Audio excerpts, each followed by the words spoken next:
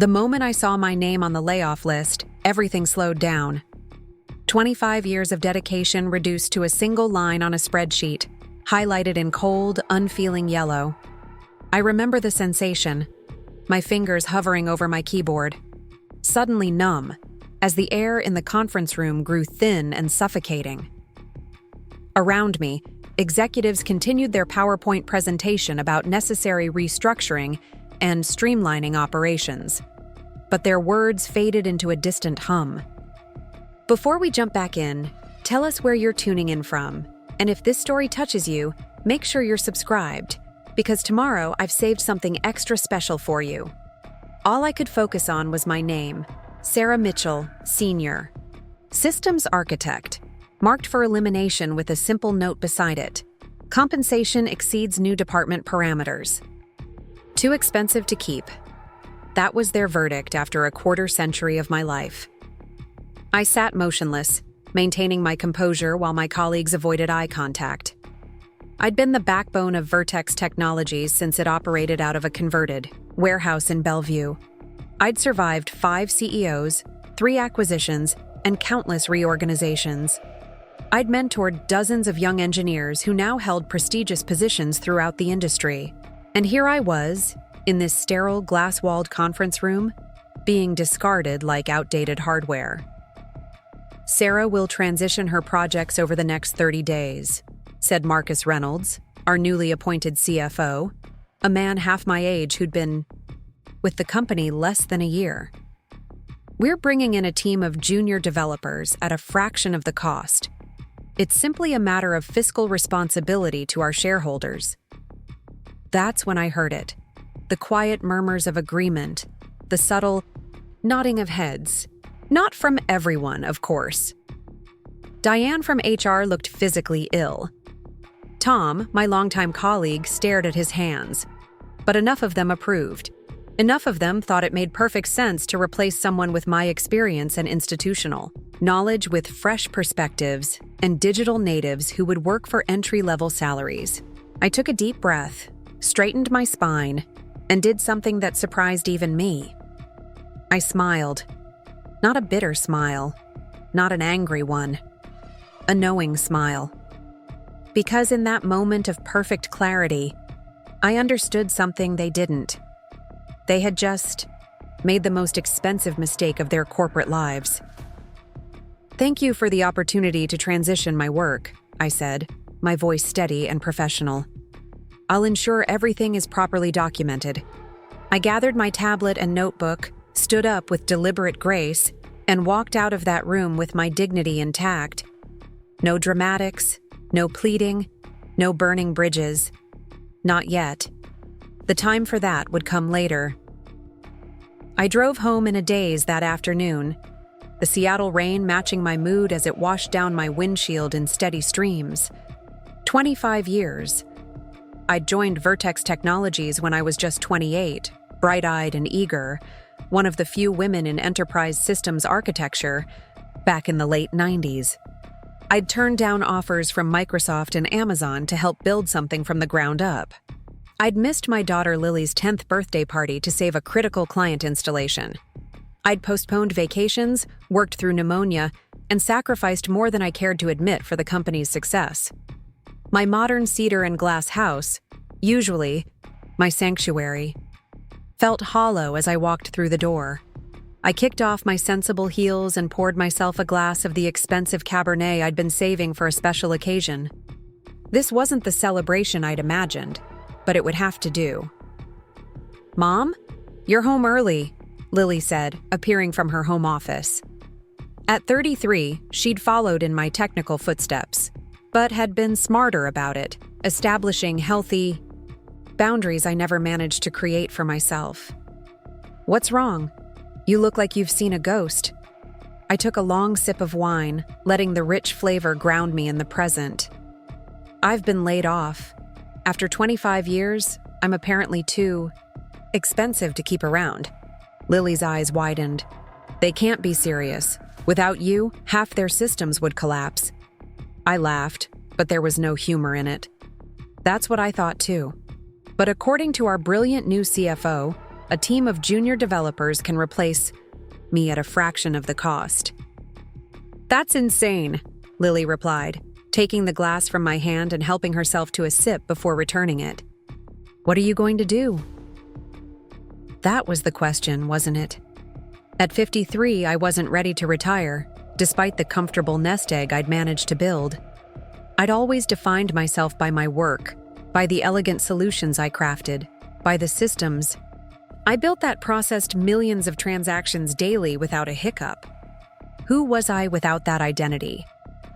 I don't know yet, I admitted, settling onto my sofa and kicking my feet up on the coffee table, something I rarely allowed myself to do before dinner.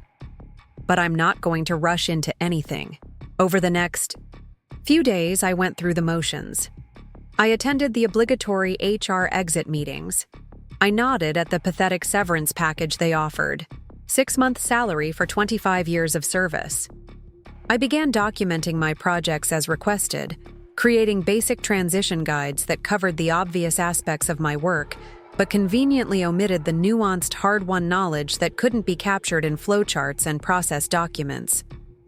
"You're taking this remarkably well," said Tom, dropping into the chair beside my desk one afternoon. Tom and I had started at Vertex within months of each other, and while he'd plateaued at mid-management, we'd maintained a friendship based on mutual respect and a shared love of obscure sci-fi references. I glanced around to ensure we weren't overheard. "What choice do I have? Throw a tantrum? Beg for my job back?" Tom lowered his voice. "You could fight it. Age discrimination is nearly impossible to prove," I finished for him. "Besides, I'm not interested in forcing myself to stay where I'm not valued." "So, that's it? 25 years and you just walk away?" His disappointment was evident. I turned to face him fully, letting him see what I'd been carefully concealing from everyone else. The calculated look in my eyes, the slight curve of confidence in my lips. I didn't say that. Tom studied me for a moment, then a slow smile spread across his face. "Oh, they have no idea what they've done, do they?" "Not a clue," I confirmed, turning back to my computer. "Now, if you'll excuse me, I need to finish this extremely vague documentation for the CRM integration." That night, I opened my personal laptop, not the company machine that I knew was monitored, and began to take inventory. Over the years, I'd architected or had my hands in virtually every critical system at Vertex. The payment processing framework? Mine. The custom client portal that had become our biggest selling point? My design. The proprietary algorithms that powered our data analytics suite?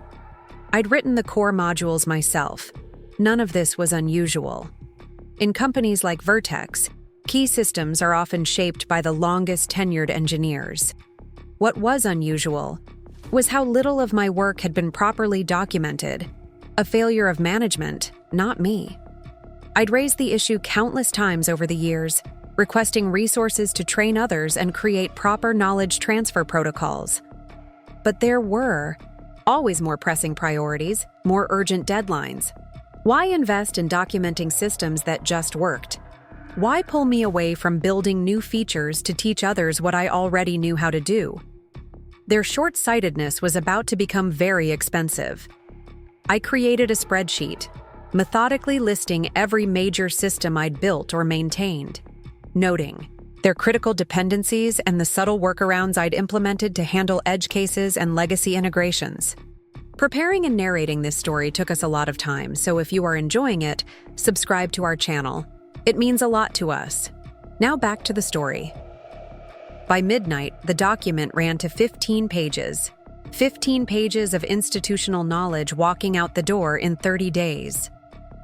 My phone buzzed with a text from Diane in HR. "Are you doing okay? This wasn't my decision.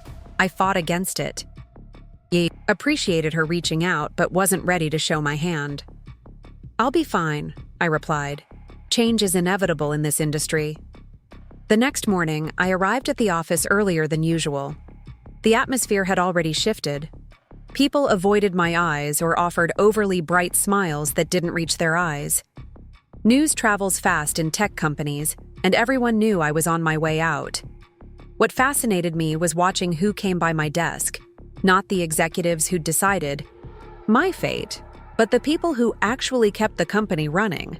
The senior QA engineer who relied on my shortcuts to test the payment system, the customer support lead who needed my help interpreting error logs, the implementation specialist preparing for a major client launch. Each conversation reinforced what I already knew.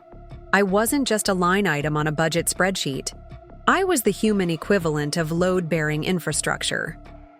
At precisely 10 a.m., Marcus Reynolds, our new CFO, appeared at my cubicle. He'd never bothered to visit my workspace before, and his discomfort was evident as he took in my cluttered desk, the walls covered with system diagrams and technical reference charts. "Sarah," he said, attempting a collegial tone that fell flat. "I wanted to check in on your transition progress. The junior team starts next Monday, and we'd like you to spend your final weeks getting them up to speed." I looked up from my monitor, where I was deliberately working on one of the most complex parts of our codebase. "Of course, Marcus. I've prepared some documentation." I handed him a neatly printed stack of papers, the most superficial overview possible, full of technical jargon but devoid of actually useful information. He flipped through it, his brow furrowing. "This seems very technical." "It's a technical job," I replied mildly. "Yes, but we need something more accessible. Something that will help the new team understand quickly." I tilted my head. The picture of accommodating professionalism. "I see. Perhaps you could clarify exactly what you're looking for? After all, these systems took me years to build and refine. I want to make sure I'm setting appropriate expectations for knowledge transfer within the time frame you've allocated." Marcus shifted uncomfortably. "The basics should be sufficient. They're very quick learners."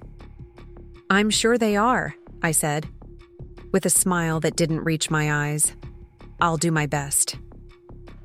As he walked away, I returned to my code, making a small, subtle change to a critical authentication module. Not enough to cause problems immediately, but a ticking time bomb that would only reveal itself under specific circumstances months down the road. It wasn't sabotage, not exactly. More like insurance. A reminder of my value that would only be discovered when I was long gone. Was it ethical? Perhaps not entirely. But neither was discarding a loyal employee who had sacrificed so much for the company's success. That afternoon, I received a calendar invitation from Veronica Zhang, our CTO. Unlike Marcus, Veronica had technical chops and had occasionally sought my input on strategic decisions. I'd always respected her, even though she'd remained conspicuously silent during the layoff announcement. Her office was on the executive floor, a space I rarely visited despite my seniority. Floor-to-ceiling windows offered a spectacular view of Lake Washington, a stark contrast to my windowless cubicle in the engineering pit. "Sarah, thank you for coming up," Veronica said, gesturing to the chair across from her sleek desk. "I wanted to speak with you privately about your departure." I sat down, crossing my legs and resting my hands in my lap. "I appreciate that, Veronica. What can I help you with?" She leaned forward, lowering her voice despite the closed door. "I want you to know I argued against this decision. Your institutional knowledge is invaluable, and I made that point repeatedly. Yet, here we are," I replied, keeping my tone neutral. "Yes," she sighed. "Here we are." The board was quite insistent on reducing senior personnel costs. She paused, seeming to choose her words carefully. "Sarah, I've known you for a long time. You're not just good at what you do, you're exceptional, and I'm concerned about how much knowledge is walking out the door with you." I allowed a small, enigmatic smile. "That's very flattering." "It's not flattery, it's an acknowledgement of reality. The documentation you've provided. It's technically accurate, but Insufficient? I suggested, to put it mildly. Veronica leaned back in her chair. I'm going to be direct with you. I think this decision will come back to haunt us, and I want to mitigate the damage if possible. Would you consider a consulting arrangement after your official departure? On your terms, at your rates? Ah, there it was. Not a reversal of their decision, but an attempt to have it both ways. Eliminate my salary and benefits while retaining access to my expertise. It was predictable, almost amusing in its transparency. I appreciate the offer, I said carefully. But I think I'll need some time to consider my options.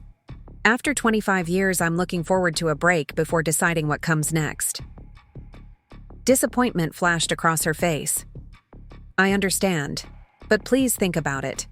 My door is always open. As I left her office, I felt a curious sense of power building within me. For the first time in my career, I held the upper hand. They needed me more than I needed them, and soon enough, they would understand exactly what that meant. The next week passed in a blur of feigned cooperation and strategic omissions. I met with the team of junior developers brought in to replace me. 5 recent graduates with impressive degrees, but 0 real-world experience with enterprise-level systems. They were bright, eager, and completely unprepared for what awaited them. So this is the payment processing framework, said Aiden, the apparent team lead as he scrolled through my code. It seems straightforward enough. I suppressed a smile. The payment system was my masterpiece, an elegant but intricate web of interdependencies that handled everything from credit card processing to international wire transfers. What looked simple on the surface was built on layers of complexity that addressed years of edge cases and client-specific requirements. It handles the basics quite well, I agreed mildly. You shouldn't have any issues with standard transactions. And non-standard transactions? Asked Maya, the only woman on the team, who struck me as the sharpest of the bunch. I shrugged. Those can be tricky. There's documentation for some of the common scenarios in the wiki, but honestly, a lot of it comes down to experience and pattern recognition. But you'll show us before you leave, right? Aiden asked, a note of uncertainty creeping into his voice. I'll do my best, I replied, knowing full well that 3 weeks was barely enough time to scratch the surface of what they needed to know. Each day, I conducted perfunctory knowledge transfer sessions, sharing the kind of information they could have gleaned from reading the code themselves while deliberately omitting the crucial context that made everything work together. I wasn't being malicious. I was simply giving them exactly what the company had deemed my experience was worth. In between these sessions, I received a steady stream of job offers. Word had gotten out about my impending availability, and former colleagues now at other companies were eager to snap me up. One offer from a major competitor was particularly tempting, a senior architect role with a substantial salary increase and the explicit task of building systems to compete directly with Vertex. But I wasn't ready to commit. Not yet. I had unfinished business here. 18 days into my 30-day transition period, the first cracks began to appear. A major client reported issues with their custom billing integration, a system I'd built 5 years ago with specific accommodations for their unique financial structure. Sarah, can you join this call? Tom asked, poking his head into the conference room where I was conducting another vague training session. Premier Financial is experiencing some serious problems, and no one can figure out what's happening. I excused myself from the bewildered junior team and followed Tom to his office, where he had the client on speakerphone. Sarah, thank God, said the client's financial controller when she heard my voice. The system is calculating all our transaction fees incorrectly. We've got thousands of miscalculated entries since yesterday's update. Yesterday's update? I repeated, raising an eyebrow at Tom. He had the decency to look embarrassed. The team needed to patch a security vulnerability in the payment module. It was supposed to be a minor change. I muted the phone. Let me guess. They didn't understand the Premier financial customizations? They didn't even know they existed, Tom admitted. Can you fix it? I unmuted the call.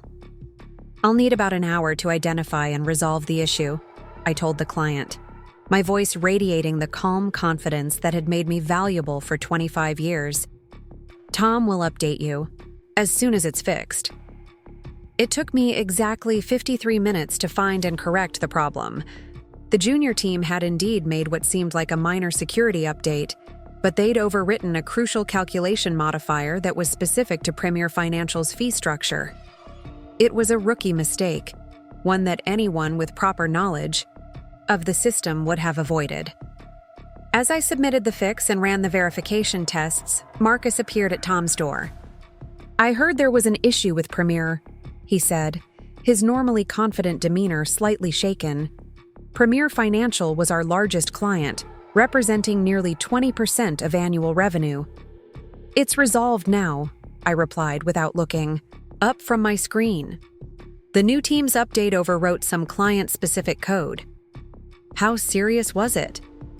They were being charged incorrect fees on every transaction for the past 24 hours, I said, finally turning to face him. If it hadn't been caught today, it would have affected their monthly financial reconciliation, which would have triggered a contract violation clause on our part. Marcus paled slightly. A contract violation? Yes, I confirmed. Section 7. 3 of their enterprise agreement specifically addresses calculation accuracy. The penalties start at $50,000 per day of inaccurate processing. I wasn't aware of that clause, he muttered. It's not in the standard contract. It was negotiated specifically for Premier given their regulatory requirements. I closed my laptop. There are quite a few such customizations throughout our client base. They're all documented somewhere, of course, but it takes time to learn where to look and what to watch out for. The implied message was clear. This was just the beginning of what awaited them after my departure. That night, I received a text from Veronica. Can we talk tomorrow, privately? I replied with a simple yes and went to bed with a sense of grim satisfaction. The pieces were falling into place faster than I'd anticipated. The next morning, I deliberately arrived late, a small act of rebellion that felt surprisingly good after 25 years of punctuality. I found Veronica waiting at my desk, a paper cup of premium coffee from the cafe down the street in hand. I thought you might need this, she said, offering me the cup. Can we use the small conference room? Once seated in the privacy of the glass-walled room, Veronica got straight to the point. The Premier Financial incident was concerning. These things happen during transitions, I replied with practiced neutrality, sipping the excellent coffee, a far cry from the stale brew in the office kitchen. We both know that's not the only issue waiting to happen, she said, her eyes fixed on mine. Sarah, I've convinced the executive team to reconsider your position. I raised an eyebrow, but said nothing. We'd like to retain you. Same role, same responsibilities, with an adjustment to your compensation package to bring it in line with current market rates. Translation, they wanted me to stay but still take a pay cut.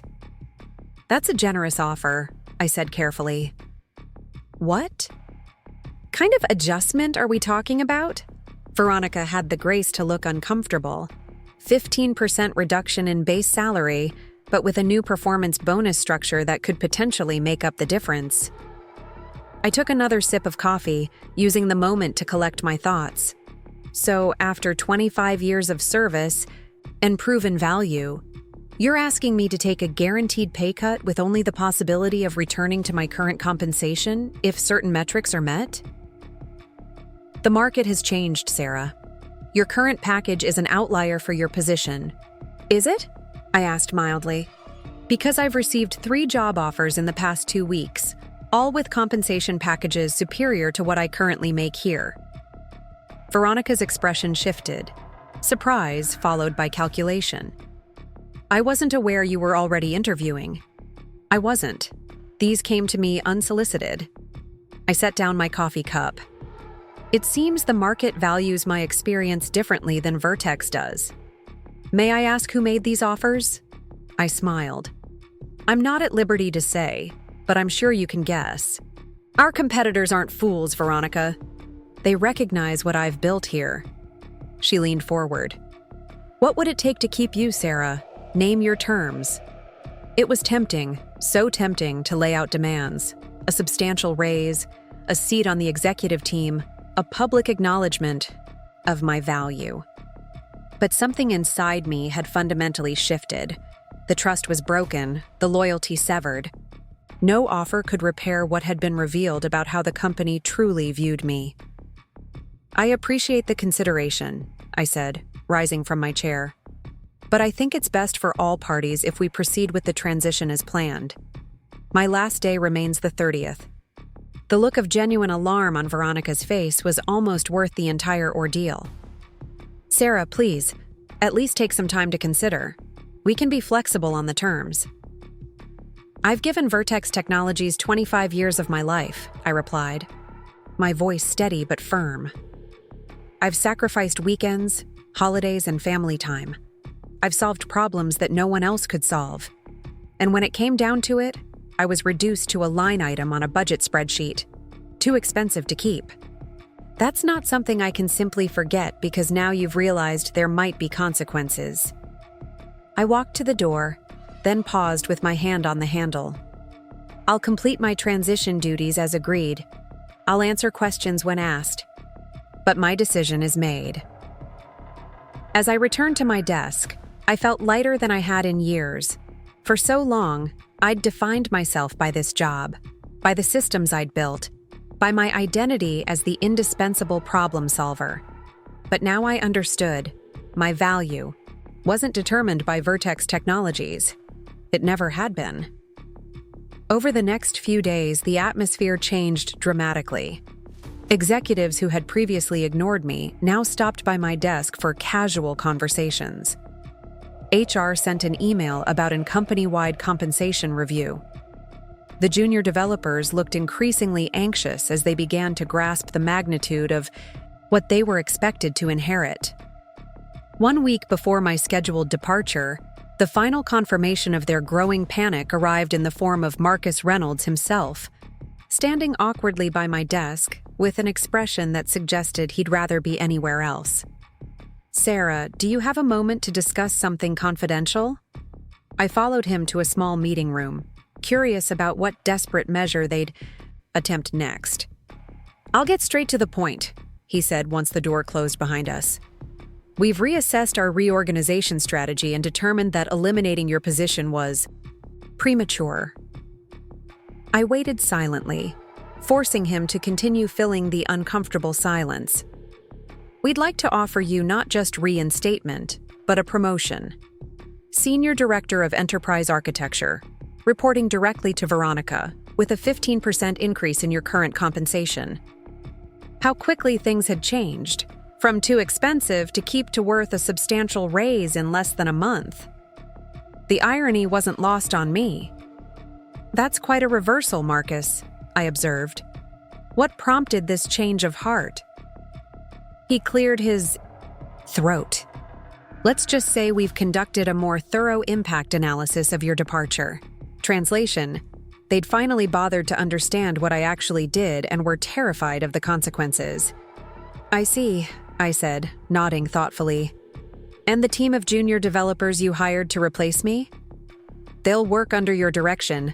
Of course, a knowledge transfer takes time, years even. We understand that now. Of course they did, now that they'd gotten a glimpse of the chaos that awaited them. Premier Financial had been just the beginning.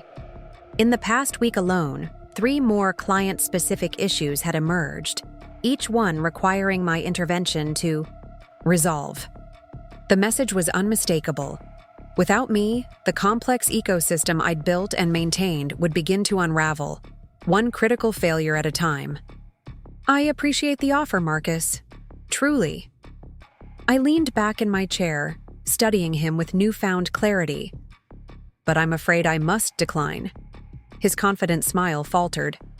"I'm not sure you understand. This is a significant promotion, a seat at the leadership table. We're acknowledging your value to the organization." "No," I corrected gently. "You're acknowledging your mistake. There's a difference." I stood up, smoothing my skirt. 3 weeks ago, I was a budget liability.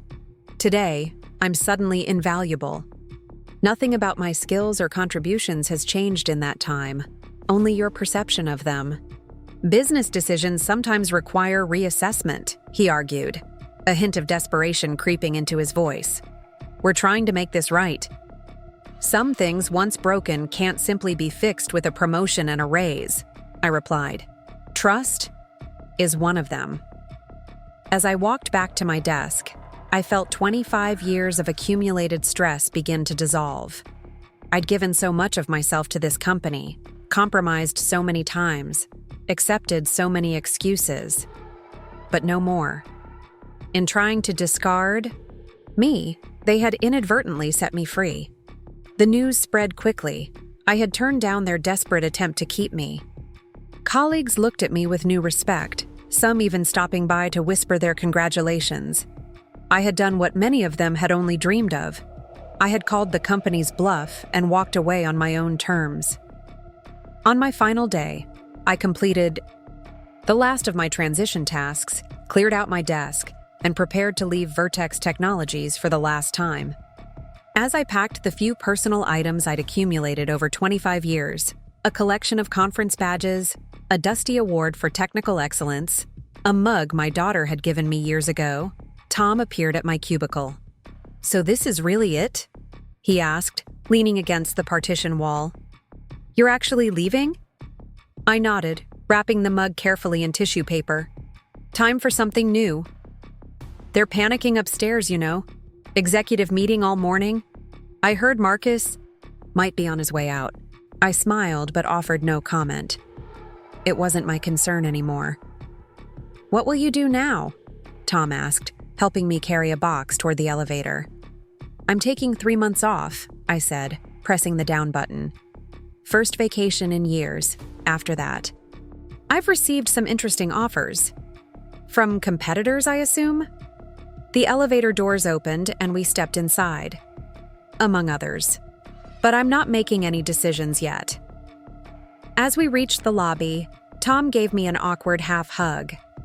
"They're going to regret this, you know. Actually, they already do." "Probably," I agreed. "But that's not why I'm leaving. I'm leaving because I finally realized I deserve better. We all do." I walked out of the Vertex Technologies building for the last time, the Seattle sunshine breaking through the clouds in a rare moment of perfect timing. 25 years had ended not with regret or bitterness, but with something far more powerful. The absolute certainty that I knew my own worth, even if they had failed to recognize it until it was too late. The story doesn't end there, of course. That was just the beginning. The next morning, I woke up without an alarm for the first time in decades. Sunlight filtered through my bedroom curtains as I stretched luxuriously, savoring the unfamiliar sensation of having nowhere to be. After 25 years of rigid schedules and constant urgency, this newfound freedom felt almost illicit. I reached for my phone out of habit, half expecting the usual barrage of emergency emails and Slack notifications. Instead, there was only a text from my daughter Lily. "How's unemployment treating you so far, Mom? Enjoying your first free day?" I smiled and typed back, "Ask me after I've had coffee." In truth, I wasn't sure how I felt. Relief mingled with apprehension, satisfaction with uncertainty. For a quarter century, my identity had been inextricably linked to Vertex Technologies. Without that anchor, who exactly was Sarah Mitchell? I padded downstairs to my kitchen, the house quiet around me. My home had always been my refuge, but I'd spent so little time actually enjoying it. Now, as I prepared my coffee with deliberate slowness, I noticed details I'd overlooked for years, the way morning light caught the copper accents on my countertops, the gentle hum of the refrigerator, the distant calls of birds in my neglected garden. My phone rang, interrupting my moment of contemplation. Tom's name flashed on the screen. "Enjoying retirement?"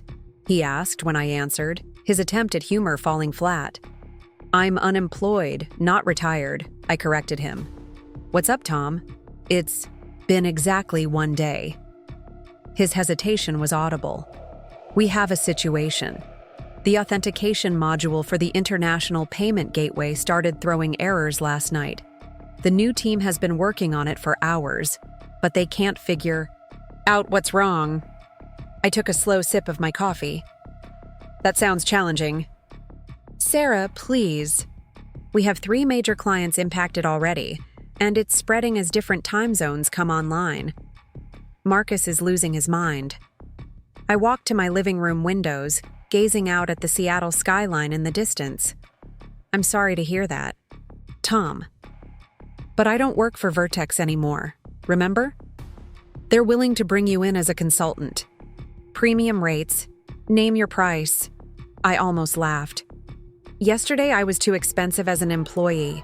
Today, they'll pay anything as a consultant? That's quite a turnaround. "This isn't about politics, Sarah. The system is failing. Real people are affected." He knew exactly which button to push. Despite everything, I'd always cared about the integrity of my work and the people who relied on it. I sighed, setting down my coffee cup. "Send me the error logs. I'll take a look." "Thank you," Tom breathed, relief evident in his voice. "I'll email them right away."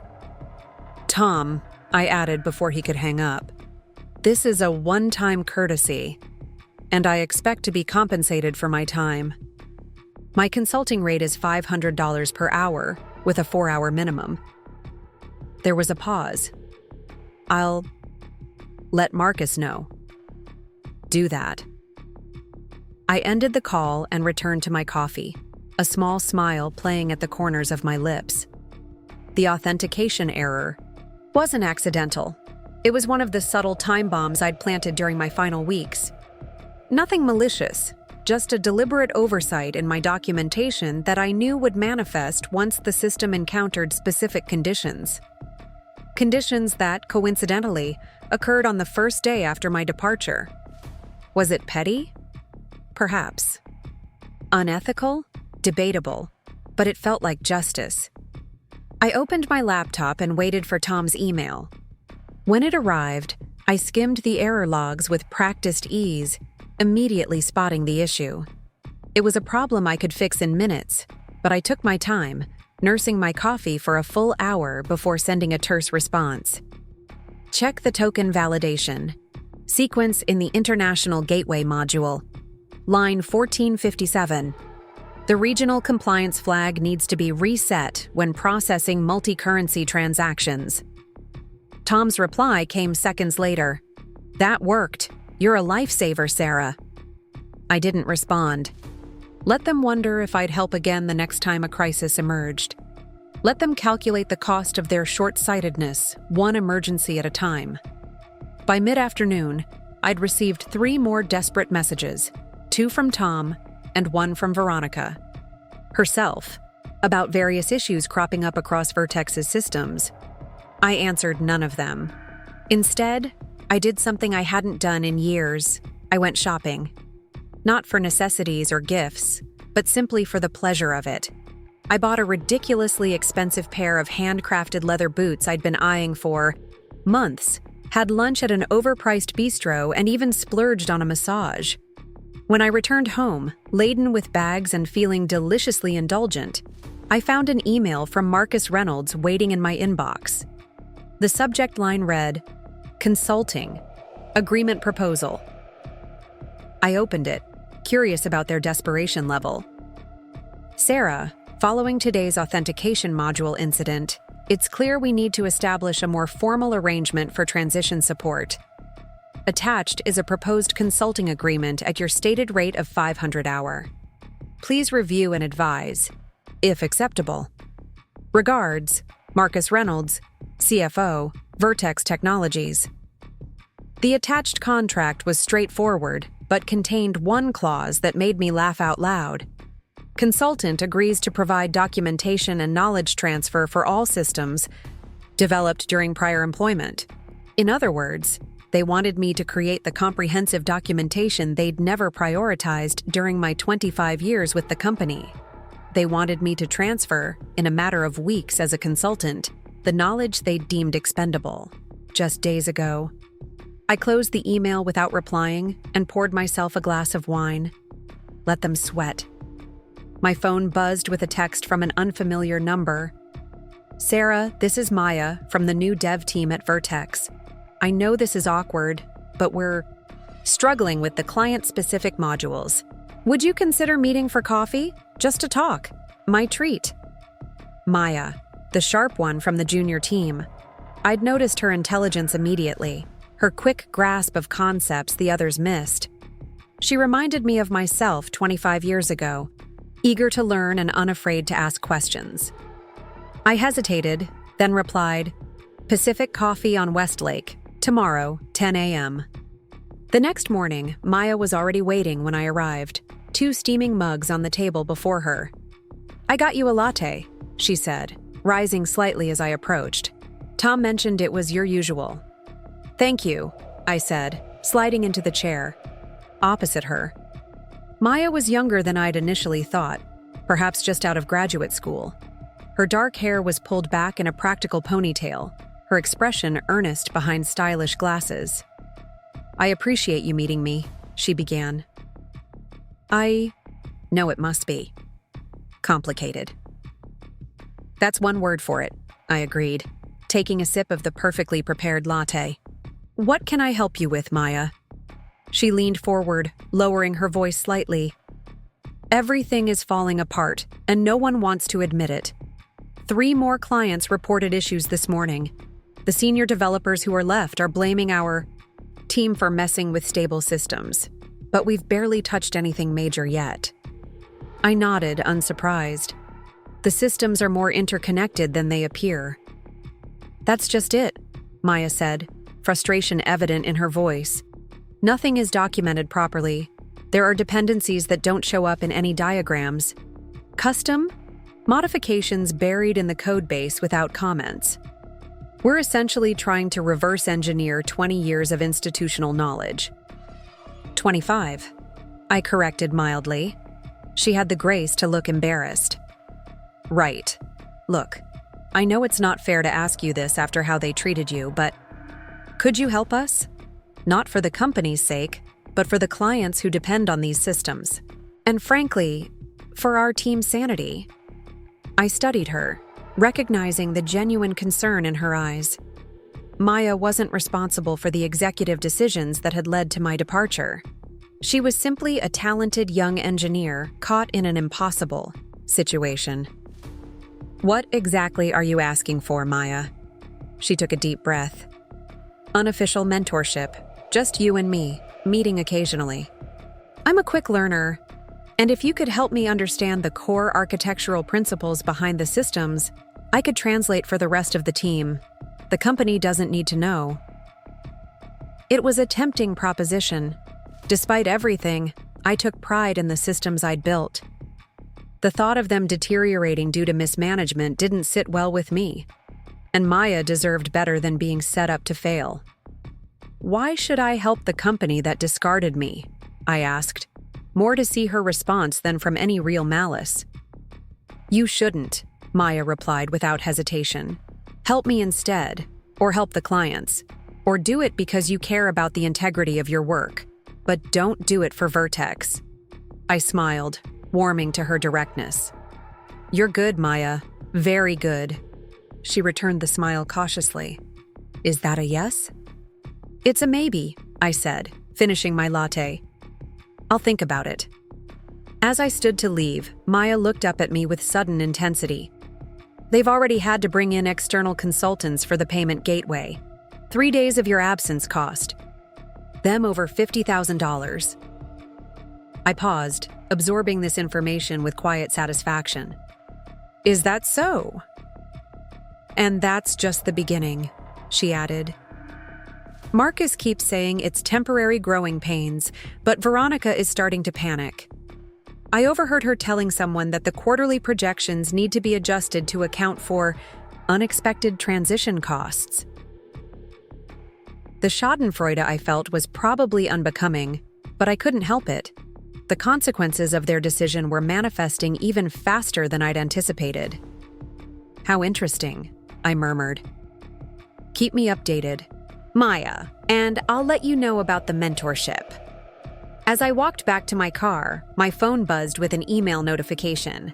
Another message from Marcus, this one with a subject line that made me stop in my tracks. "Revised consulting proposal. Urgent."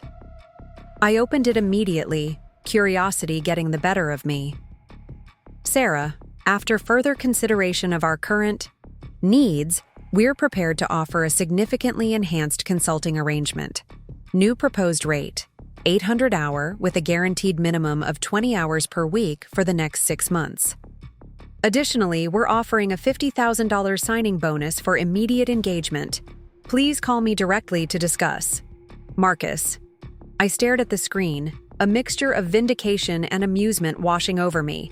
The number was staggering, nearly triple what they'd been paying me as a full-time employee when calculated on an hourly basis, yet still less than what they were hemorrhaging each day without my expertise. I didn't call Marcus. Instead, I drove to Lake Washington and spent the afternoon walking along the shoreline, thinking through my options. The consulting offer was lucrative, certainly, but accepting it would mean tacitly approving how they'd treated me.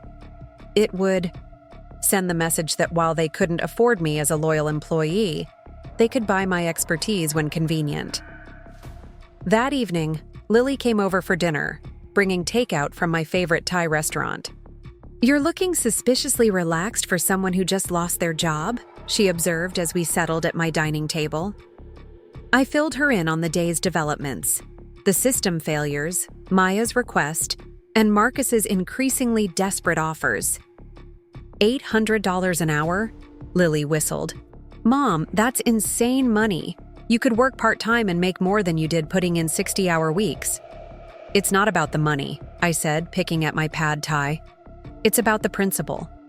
Lily rolled her eyes in that particular way adult children do when they think their parents are being obstinate. "Principals don't fund retirement accounts." "I'm not exactly destitute, Lily. I saved well." "Still," she persisted, "wouldn't it be satisfying to charge them obscene rates for the same work they decided wasn't worth your salary?" I considered this perspective. There was a certain poetic justice in the idea. "Perhaps," I conceded, "but on my terms, not theirs." After Lily left, I drafted a response to Marcus, taking care with every word. "Marcus, thank you for your revised offer. I'm prepared to consider a limited consulting arrangement under the following conditions. 1. Rate, $1,200 per hour, non-negotiable. 2. Hours, as needed at my discretion with no minimum commitment. 3. Scope, advisory only. I will provide guidance, but will not directly implement solutions or create documentation. 4. Term, month-to-month contract, terminable at my discretion with no notice required. Public acknowledgement, a company-wide email explaining that my expertise has been retained due to its irreplaceable value.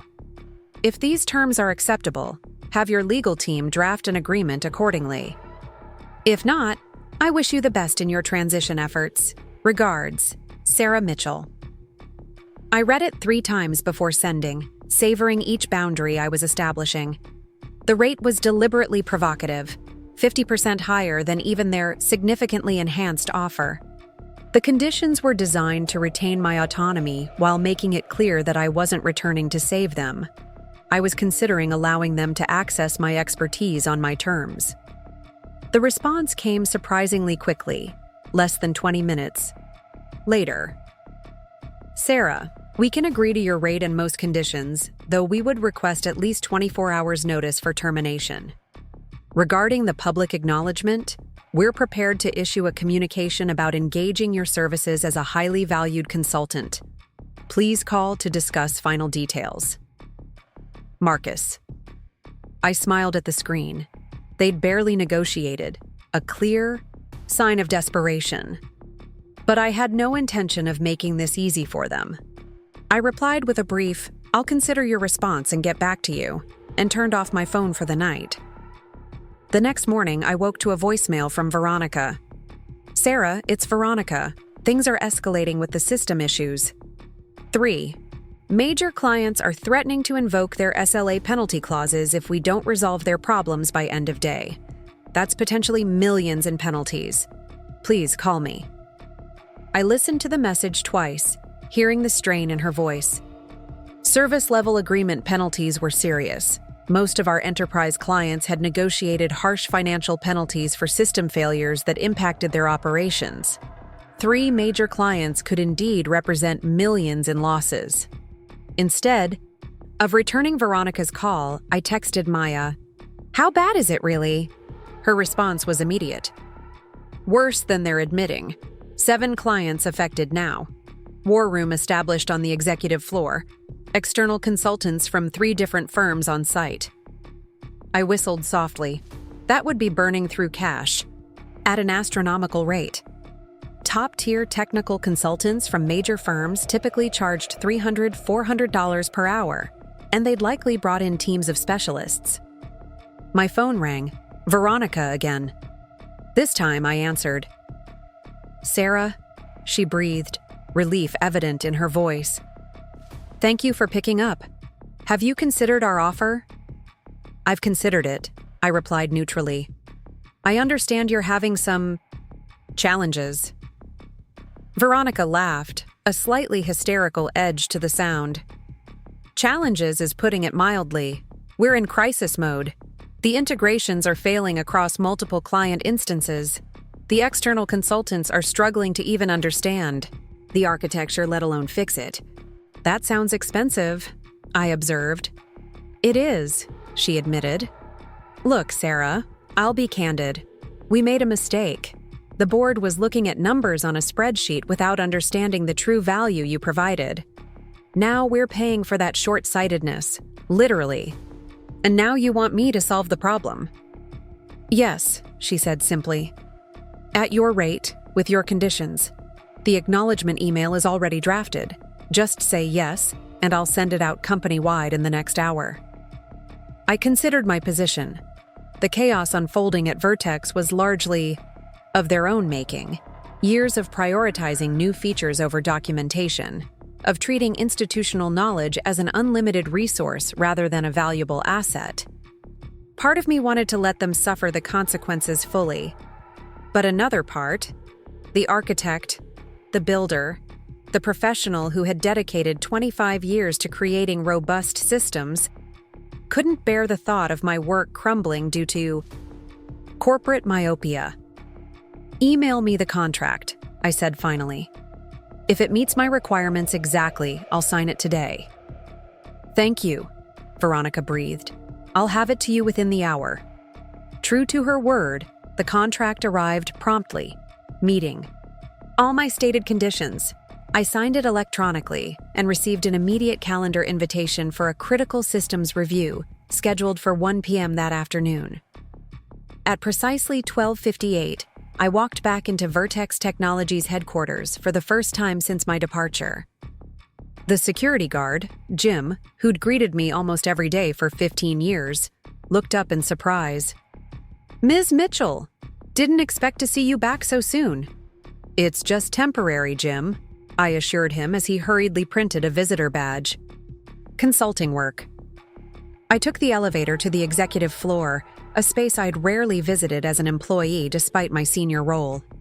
As the doors opened, I immediately sensed the atmosphere of barely controlled panic.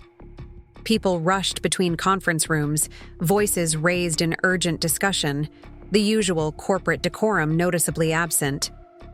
Veronica spotted me immediately, breaking away from a huddle of concerned-looking executives to greet me. "Sarah, thank God," she said, guiding me toward the largest conference room. We've got everyone assembled, the senior engineers, the new team, and the external consultants. And Marcus, of course. I nodded, maintaining a professional demeanor despite the satisfaction I felt seeing their desperation. Let's see what we're dealing with. The conference room fell silent as I entered, all eyes turning to me. The junior team looked exhausted, Maya offering a small smile of recognition. A group of unfamiliar faces, the external consultants, presumably, watched me with undisguised curiosity. And at the head of the table sat Marcus Reynolds, his usual polish diminished by what appeared to be several sleepless nights. "Sarah," he acknowledged stiffly. "Thank you for joining us." I took the empty chair at the opposite end of the table, directly facing him. "Let's not waste time on pleasantries. Walk me through the current issues." For the next 30 minutes, I listened as they detailed the cascading failures that had begun almost immediately after my departure. The authentication module issue had been just the start. Multiple client-specific integrations had begun failing. Data synchronization between systems was breaking down. Error handling routines were triggering in unexpected ways, compounding the original problems. The external consultants, a team from one of the Big Four consulting firms, charging Vertex thousands of dollars per day, had been unable to make significant progress due to the complex, undocumented interdependencies in the systems.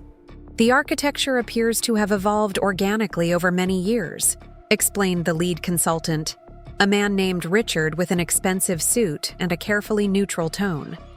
"Without comprehensive documentation or the original architect's input, we're essentially trying to reverse engineer incredibly complex systems while they're actively failing." I nodded, suppressing the urge to point out that I had requested resources for documentation countless times over the years, only to be told it wasn't a priority. "And what's your current approach?" I asked instead. "Triage," he replied. "We're trying to stabilize the most critical client systems first, but it's challenging when we don't fully understand the downstream impacts of any changes we make." I turned to Veronica. "How many clients are affected now?" She exchanged a glance with Marcus before responding. 12, with potential SLA penalties exceeding $5 million if not resolved within the contractual timeframes. The room fell silent as the number hung in the air. $5 million in penalties, not to mention the reputational damage and potential loss of future business. "And how much have you spent on emergency consulting so far?" I asked, looking directly at Marcus. He shifted uncomfortably. "Approximately $300,000 since you left." $300,000 in just a few days. And they had balked at my salary. "I see," I said, allowing the irony to register with everyone in the room. "Here's how this is going to work. I'll help you stabilize the critical systems and avoid the immediate penalties. But I will not create documentation or train the new team as part of this emergency engagement. That would require a separate, much longer-term arrangement, at rates we haven't yet discussed." Marcus opened his mouth as if to object, but Veronica cut him off. "Agreed. Our priority is resolving the immediate crisis." I stood up and walked to the whiteboard that covered one wall of the conference room. "Let's start with the authentication module issues. They're triggering cascading failures in the client integration layer." For the next 4 hours, I led the room through a methodical analysis of the failing systems, identifying the critical interconnection points, and explaining the non-obvious dependencies that were causing the cascading failures. I didn't solve the problems for them. I merely pointed them in the right direction, providing the crucial context they lacked. The external consultants took furious notes. The junior team looked alternately enlightened and overwhelmed, and the senior executives watched with expressions that gradually shifted from relief to dismay as they began to truly comprehend the depth of institutional knowledge that had walked out the door with me. By the end of the session, I had provided enough guidance for them to stabilize the most critical systems and avoid the immediate SLA penalties. but I had deliberately stopped short of offering complete solutions or explaining the full architectural rationale behind the systems. As the meeting concluded, people filed out exhausted but with clear direction for the first time in days. Maya lingered, giving me a subtle nod of appreciation before following her team out. Only Marcus, Veronica, and I remained in the conference room. That was illuminating, Marcus said, his tone carefully neutral. How soon can you start on the documentation we'll need for a proper transition? I smiled, gathering my notes. That would be a completely different engagement, Marcus. And frankly, it would take months, not days. The systems we discussed today represent perhaps 15% of the total architecture I developed over 25 years. Veronica paled slightly. 15%? At most, I confirmed. Today we addressed only the client-facing integration layers and authentication services. We haven't touched the core processing engines, the data warehousing architecture, the reporting frameworks, or the dozens of client-specific customizations I implemented over the years. Marcus ran a hand through his hair, the gesture betraying his mounting stress. What are you saying, Sarah? That we're going to be paying you $1,200 an hour indefinitely? I laughed softly. No, Marcus. What I'm saying is that you have options. You can continue bringing me in for crisis management at my current rates. You can hire me for a comprehensive knowledge transfer project, which would require a different agreement at significantly higher total cost. Or you can try to muddle through on your own and hope that the systems I built are robust enough to withstand well-intentioned but uninformed modifications. This is extortion, he muttered. No, I corrected him calmly. This is the free market, assigning value to specialized expertise. Isn't that what you told me when you eliminated my position? That you were making decisions based on market rates? Veronica intervened before Marcus could respond. We'll need to discuss our options internally, Sarah. But your help today was invaluable. I'll make sure your invoice is processed immediately. I nodded and walked to the door, then paused. You know, the truly ironic part is that I requested resources for comprehensive documentation every year for the past decade.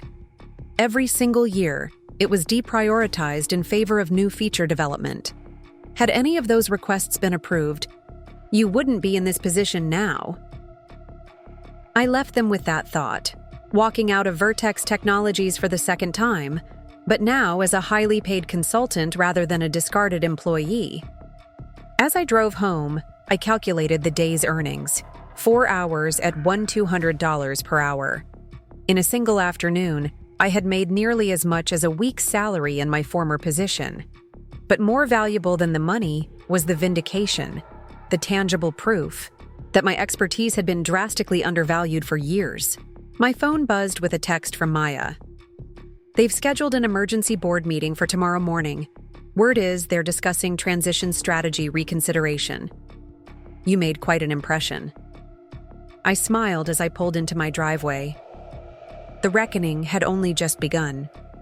And this time, I held all the cards. That evening, I received an email from Veronica with the subject line, Acknowledgement of Consulting Engagement. Attached was the company-wide email they'd promised, announcing my return as a critical systems consultant, whose unparalleled expertise in our proprietary architecture has been retained to ensure continuity of service for our valued clients. The message stopped short of admitting their mistake in letting me go, but the subtext was clear to anyone who had been paying attention. Vertex Technologies had desperately rehired the person they'd deemed too expensive just days earlier, and at a vastly higher cost. As I sipped my evening wine on my back deck, watching the sunset over the distant mountains, I reflected on how quickly the tables had turned. For 25 years, I had been at the mercy of corporate decisions made by people who didn't fully understand or value my contributions. Now, in the span of a week, the power dynamic had completely reversed. Tomorrow would bring new challenges, more systems to rescue, more expertise to selectively share, more value to extract from a company that had failed to recognize what they had until it was gone. But tonight, I savored the moment, the peaceful certainty that sometimes justice arrives in unexpected ways. The story of my departure from Vertex Technologies wasn't over. In many ways, it was just beginning. And this time, I was writing the terms. The emergency board meeting lasted well, into the evening. I knew this not because I was invited, I certainly wasn't, but because Maya had taken to sending me regular text updates, a one-woman intelligence network inside Vertex Technologies. "Still going," she texted at 8:45 p.m. "Marcus looks like he's about to have an aneurysm." I set my phone aside and continued preparing dinner, an elaborate pasta dish I'd never had time to make during my Vertex years. The slow, methodical process of reducing the sauce felt therapeutic, a stark contrast to the rushed meals I'd become accustomed to. 25 years of eating at my desk or skipping lunch entirely had left me disconnected from the simple pleasure of cooking. Just as I was plating my creation, Maya sent a final update.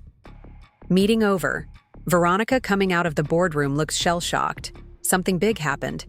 I responded with a simple, "Thank you for the updates," and turned my attention to my meal, curious but not anxious about whatever corporate drama had unfolded. For the first time in decades, it wasn't my problem, at least not beyond the hours I chose to bill them for. Morning brought clarity. An email from Veronica arrived at 7:03 a.m., its subject line direct. Urgent. Expanded consulting proposal. I savored my coffee before opening it, a small act of reclaimed autonomy. "Sarah, following yesterday's board meeting, I've been authorized to present a significantly expanded consulting proposal. The board recognizes the critical nature of your expertise and the urgent need for comprehensive knowledge transfer. We propose 1. A 6-month exclusive consulting engagement. 2. Rate 1 200-hour maintained. 3. Guaranteed minimum 30 hours weekly. 4. Completion bonus $500,000 upon delivery of comprehensive documentation and successful knowledge transfer. 5. Title: Chief Architecture Advisor with direct report to CEO. This represents our recognition of both the value you provide and the mistake made in your termination. The board has directed a full review of the decision-making process that led to this situation. Marcus Reynolds has been placed on administrative leave pending this review. Please call me at your earliest convenience to discuss. Veronica Zhang, Chief Technology Officer, Vertex Technologies. I read the email twice, letting its implications sink in. Marcus. Suspended. The decision to terminate me. Under review. And the financial terms. Extraordinary by any standard.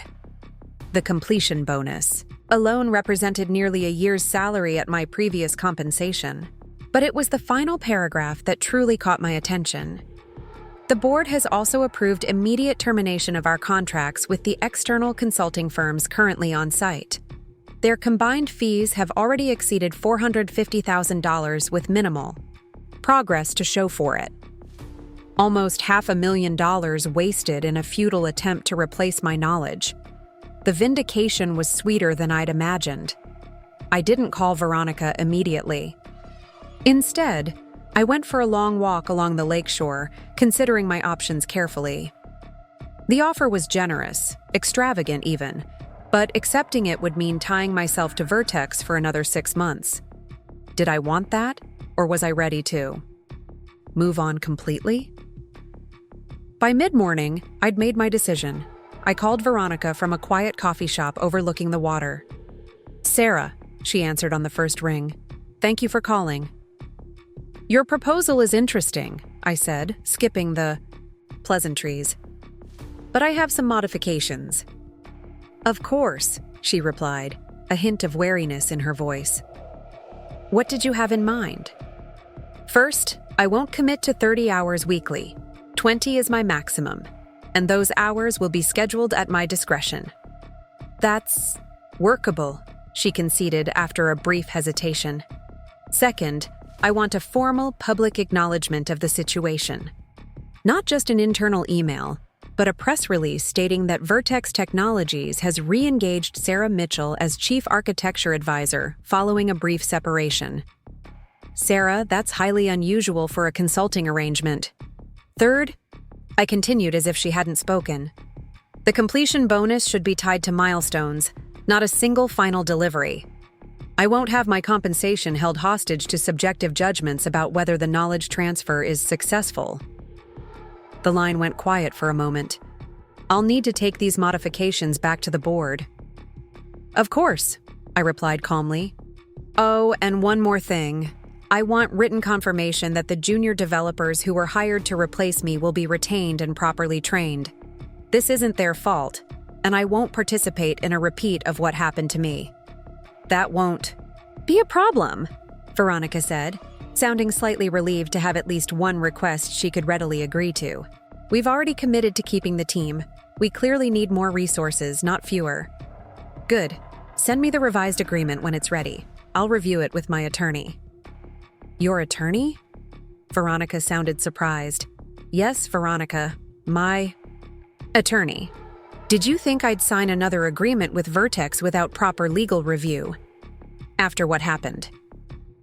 The silence on the line spoke volumes.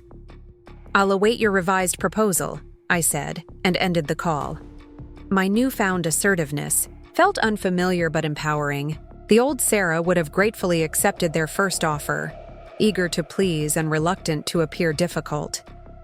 But that Sarah had been left behind in a conference room with a yellow highlight across her name.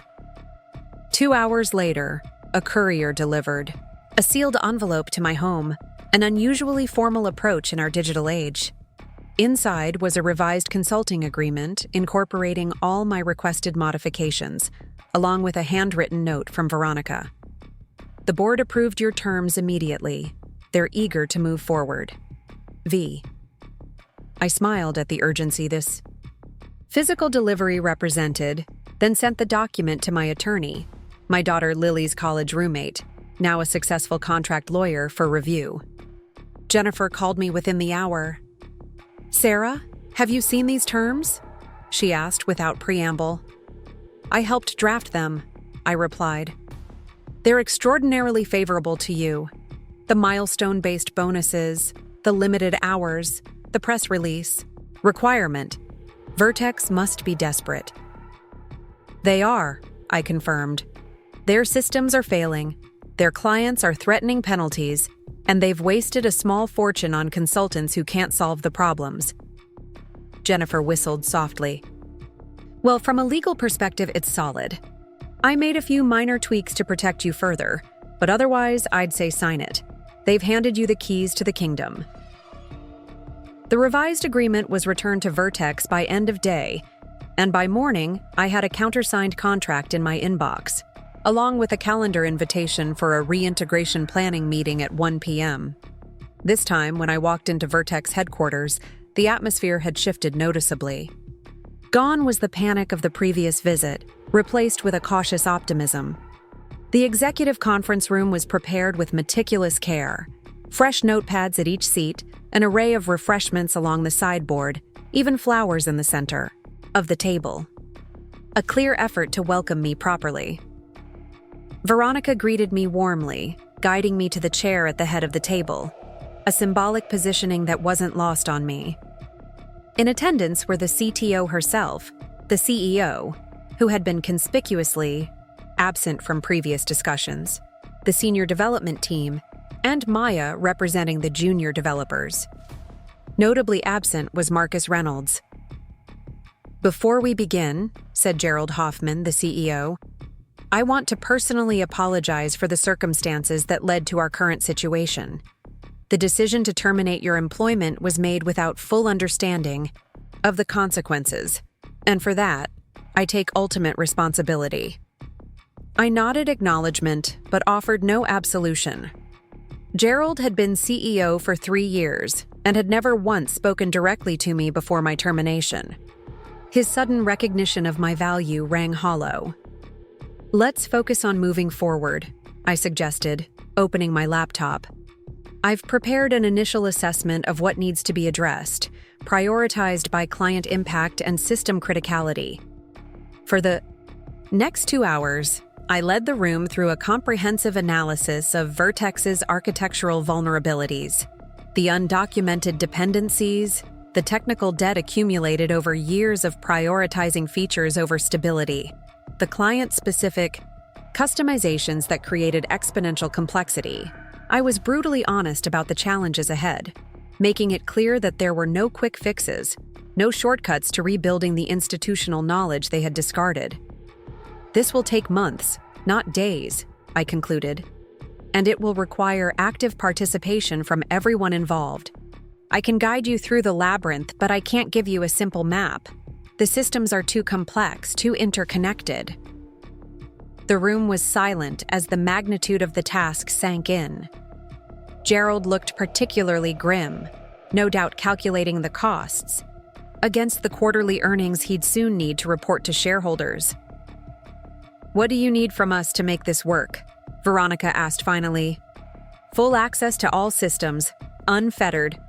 A dedicated team including senior developers who have been here longest. Maya and her team for fresh perspective and to ensure knowledge doesn't become siloed again.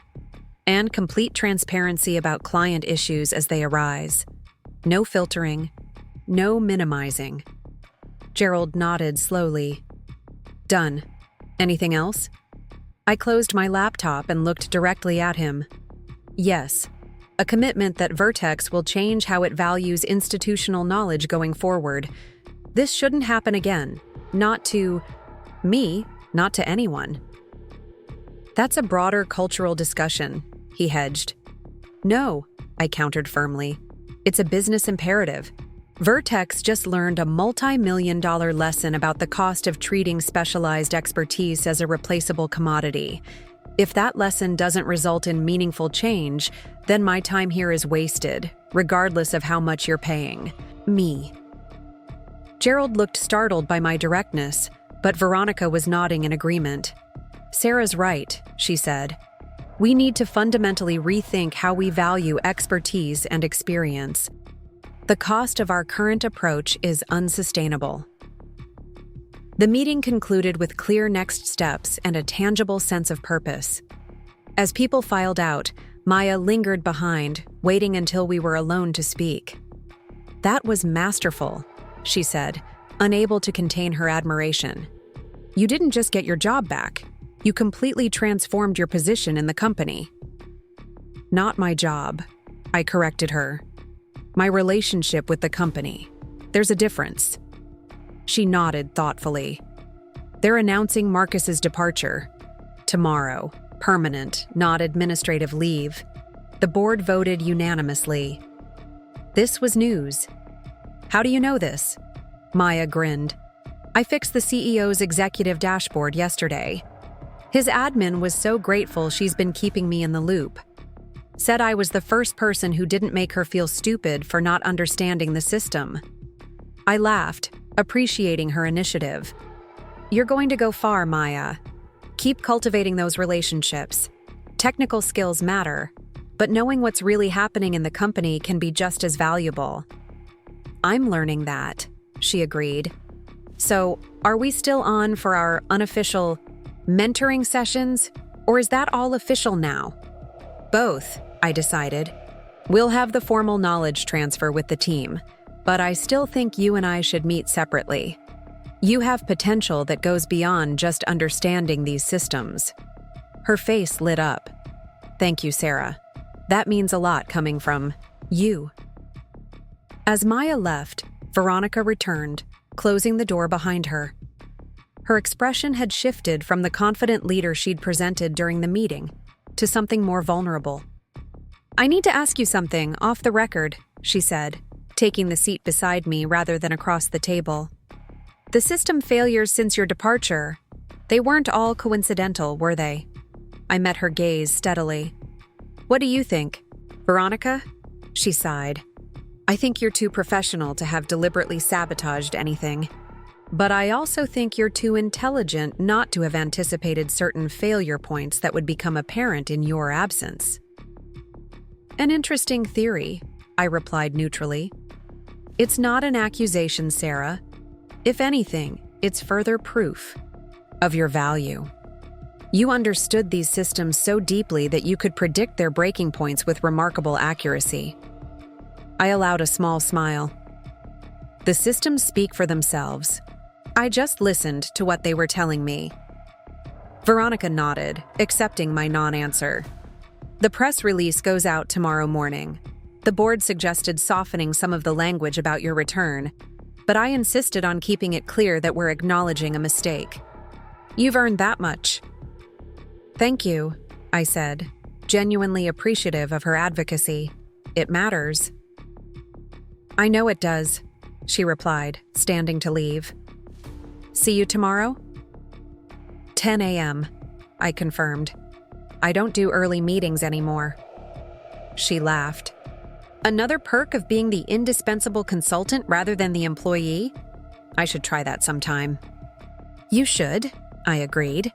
Setting boundaries isn't disloyalty, Veronica. It's sustainability. As promised, the press release went out the next morning. My phone began buzzing with notifications before I'd finished my first cup of coffee.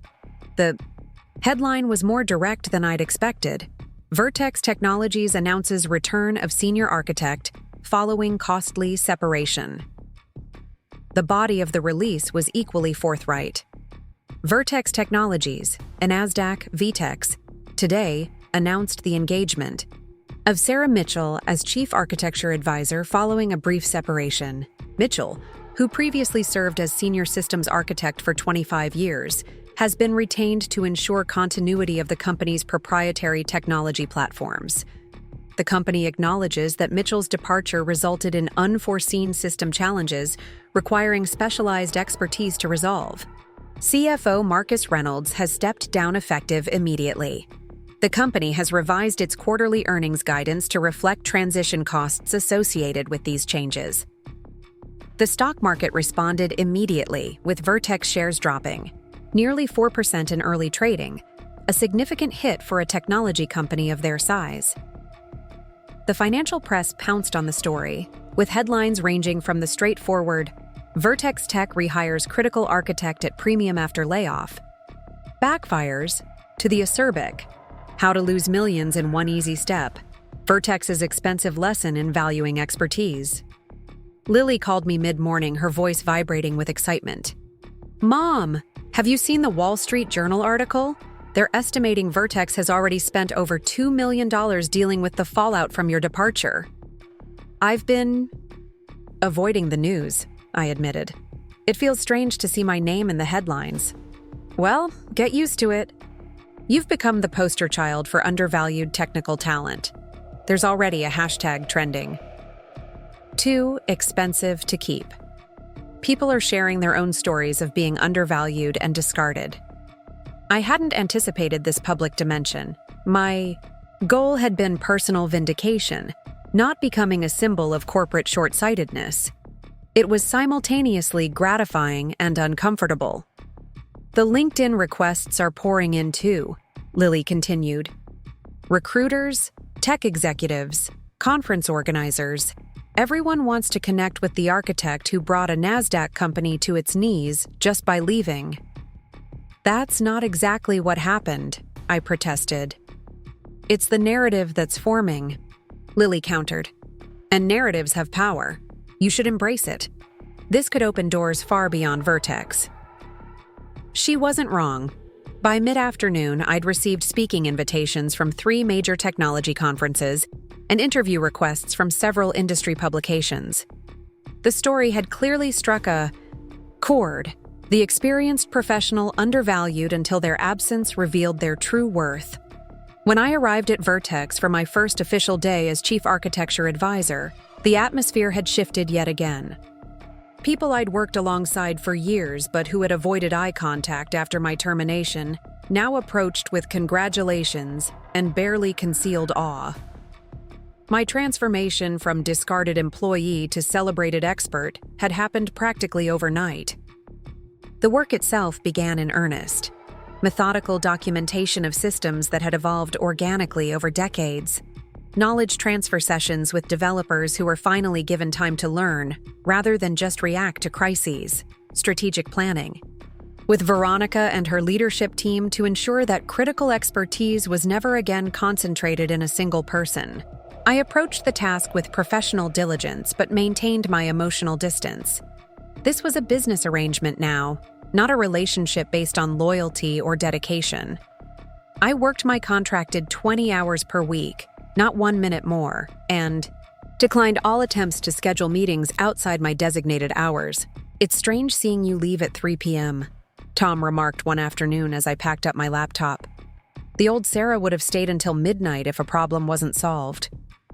The old Sarah was an employee who defined her worth by her dedication to this company, I replied.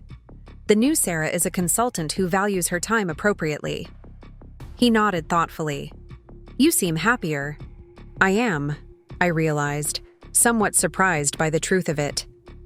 Setting boundaries agrees with me. 3 weeks into my consulting engagement, Gerald requested a private meeting. I agreed, but insisted it be held at a neutral location, a quiet restaurant near the office rather than his executive suite. I appreciate you making time, he began once we were seated. I wanted to discuss a more permanent arrangement. I raised an eyebrow. I already have a contract, Gerald. Yes, but it's temporary. 6 months goes by quickly, and the board is concerned about what happens after that. We'd like to offer you a permanent position, executive level, chief architecture officer, reporting directly to me. I'm not interested in returning as an employee, I said without hesitation. He looked genuinely surprised. Even with executive status? The compensation would be substantial, Sarah. Stock options, retirement benefits, the full package.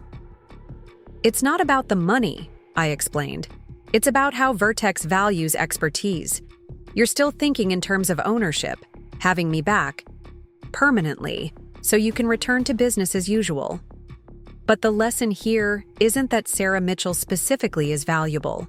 It's that institutional knowledge and specialized expertise deserve ongoing investment and respect. Gerald frowned slightly. I'm not sure I follow. You will, I assured him. By the end of our 6 months together, if I've done my job properly, you won't need me anymore. Not because you've extracted all my knowledge, but because you'll have built systems and processes that distribute expertise throughout your organization, instead of concentrating it in a few experienced individuals who can be deemed too expensive when budget cuts loom. That's a different perspective than I expected, he admitted. I imagine it is, I replied. But it's the perspective Vertex needs if you want to avoid repeating this expensive lesson. As our consulting engagement progressed, the immediate crises stabilized. Client systems were functioning properly again, the mysterious failures ceased, and the company began to regain its footing. But the true work, the cultural and structural changes needed to prevent another knowledge exodus, was just beginning. I insisted on regular reviews of compensation equity across the organization, with particular attention to experienced staff who had accumulated invaluable institutional knowledge. I advocated for dedicated time allocations for documentation and knowledge sharing, treated as first-class priorities rather than afterthoughts. And I mentored Maya and her cohort extensively, ensuring they understood not just how the systems worked, but why they were designed as they were. Halfway through our 6-month engagement, Veronica approached me with an unexpected proposal.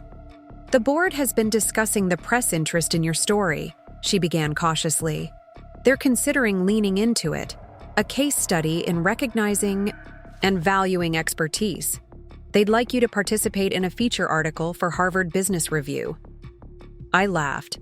From budget liability to cover story. Quite a turnaround. It's strategic, she admitted. Vertex took a hit in the market, but if we position this as a learning moment, a forward-thinking company that acknowledges mistakes and adapts, it could actually strengthen our reputation long-term. Clever, I acknowledged, but my participation would depend entirely on the framing. I won't be part of a corporate redemption narrative that glosses over the fundamental issues. That's fair, she agreed. You'd have approval rights on the final piece. I considered the opportunity. There was a certain poetic justice in having my story elevated to a business school case study, a cautionary tale for future executives about the true cost of undervaluing specialized expertise. I'll think about it, I promised. That evening, as I was reviewing documentation at home, my phone rang with an unfamiliar number. I almost didn't answer, but curiosity won out. "Sarah Mitchell?" asked a woman's voice when I picked up. "Yes. Who's this?" "Catherine Zhao, CEO of Meridian Systems. I hope you don't mind the direct approach." A mutual connection suggested I reach out. Meridian Systems was one of Vertex's major competitors, smaller but more innovative, with a reputation for technical excellence. "How can I help you, Ms. Zhao?" I asked neutrally. "I've been following your situation with Vertex with great interest," she said. "Not just the public story, but what it reveals about how they value technical expertise. I'd like to discuss potential opportunities for someone of your caliber at Meridian." "I'm under contract with Vertex for the next 3 months," I reminded her. "I'm aware," she replied smoothly. "But contracts end, and forward-thinking companies plan ahead. We're building something different here at Meridian, a culture that genuinely values deep expertise and institutional knowledge. I'd like to share our vision with you whenever you're free to have that conversation." The offer was tempting, but I had learned to be cautious about corporate promises. What makes Meridian different from Vertex in how you value experienced architects? "A fair question," Catherine acknowledged. "For one, our technical leadership is represented on the board, not just in advisory roles, but with actual voting power on corporate decisions. For another, we've implemented knowledge equity packages that increase compensation based on unique expertise, not just years of service or management responsibility." These were concrete structural differences, not just cultural platitudes. I found myself genuinely intrigued. "I'd be interested in continuing this conversation when my Vertex obligations are complete," I said carefully. "Excellent," Catherine sounded pleased. "In the meantime, if you're open to it, I'd like to invite you to speak at our internal engineering summit next quarter. Fully cleared with your Vertex agreement, of course. No recruitment, just sharing your perspective on valuing institutional knowledge in technical organizations." The invitation represented something I hadn't fully anticipated. My experience was creating new opportunities beyond just consulting back to the company that had discarded me. My story was resonating in the wider technology community, potentially allowing me to influence how companies valued experienced technical talent. "I'd be happy to consider that," I replied. "Send me the details." As I ended the call, I felt a sense of expanding possibilities. What had begun as a personal quest for vindication was evolving into something larger, perhaps even a new chapter in my professional life, one where I helped reshape how the technology industry valued its most experienced practitioners. The next day at Vertex, I observed the ongoing work with fresh eyes. The documentation was progressing well. The knowledge transfer sessions had begun producing tangible results, with the junior team now handling minor issues independently. The client systems were stable, with no significant failures in weeks. Maya caught up with me as I was reviewing architectural diagrams in the main conference room. "I think I finally understand the payment processing interconnections," she said, triumphantly, showing me her notes. "The regional compliance modules are actually brilliant. The way you designed them to be both separate and integrated is so elegant." I reviewed her work, genuinely impressed by how quickly she was absorbing the complex architectural concepts. "You've got it," I confirmed. "And you've even identified some improvements we could make to streamline the validation sequences." She beamed at the praise. "I've been meaning to ask you something, Sarah. What happens when your contract ends? Will you extend it?" I considered my response carefully. "No, I don't think so. My job here is to make myself unnecessary, to ensure that Vertex never again depends so heavily on a single person's knowledge. But what about you? What will you do next? I smiled, thinking of Catherine's call and the other opportunities that had begun presenting themselves. I'm exploring options, but whatever comes next, I'll be approaching it differently, with clearer boundaries, appropriate valuation of my expertise, and no illusions about corporate loyalty. Maya nodded thoughtfully. You've changed how I think about my own career. Trajectory. I always assumed success meant climbing the management ladder, but you've shown there's power in deep expertise too, if you know how to value it properly. That's perhaps the most important lesson in all of this, I agreed. Know your worth, and don't let anyone convince you it's less than it is, especially not a corporate spreadsheet. As Maya left, Veronica entered with a tablet in hand. The Harvard Business Review is definitely interested in the feature, she announced. They want to title it, The True Cost of Expertise: How Vertex Technologies Lost Millions by Undervaluing Institutional Knowledge. I laughed at the directness. Subtle, but accurate, she pointed out.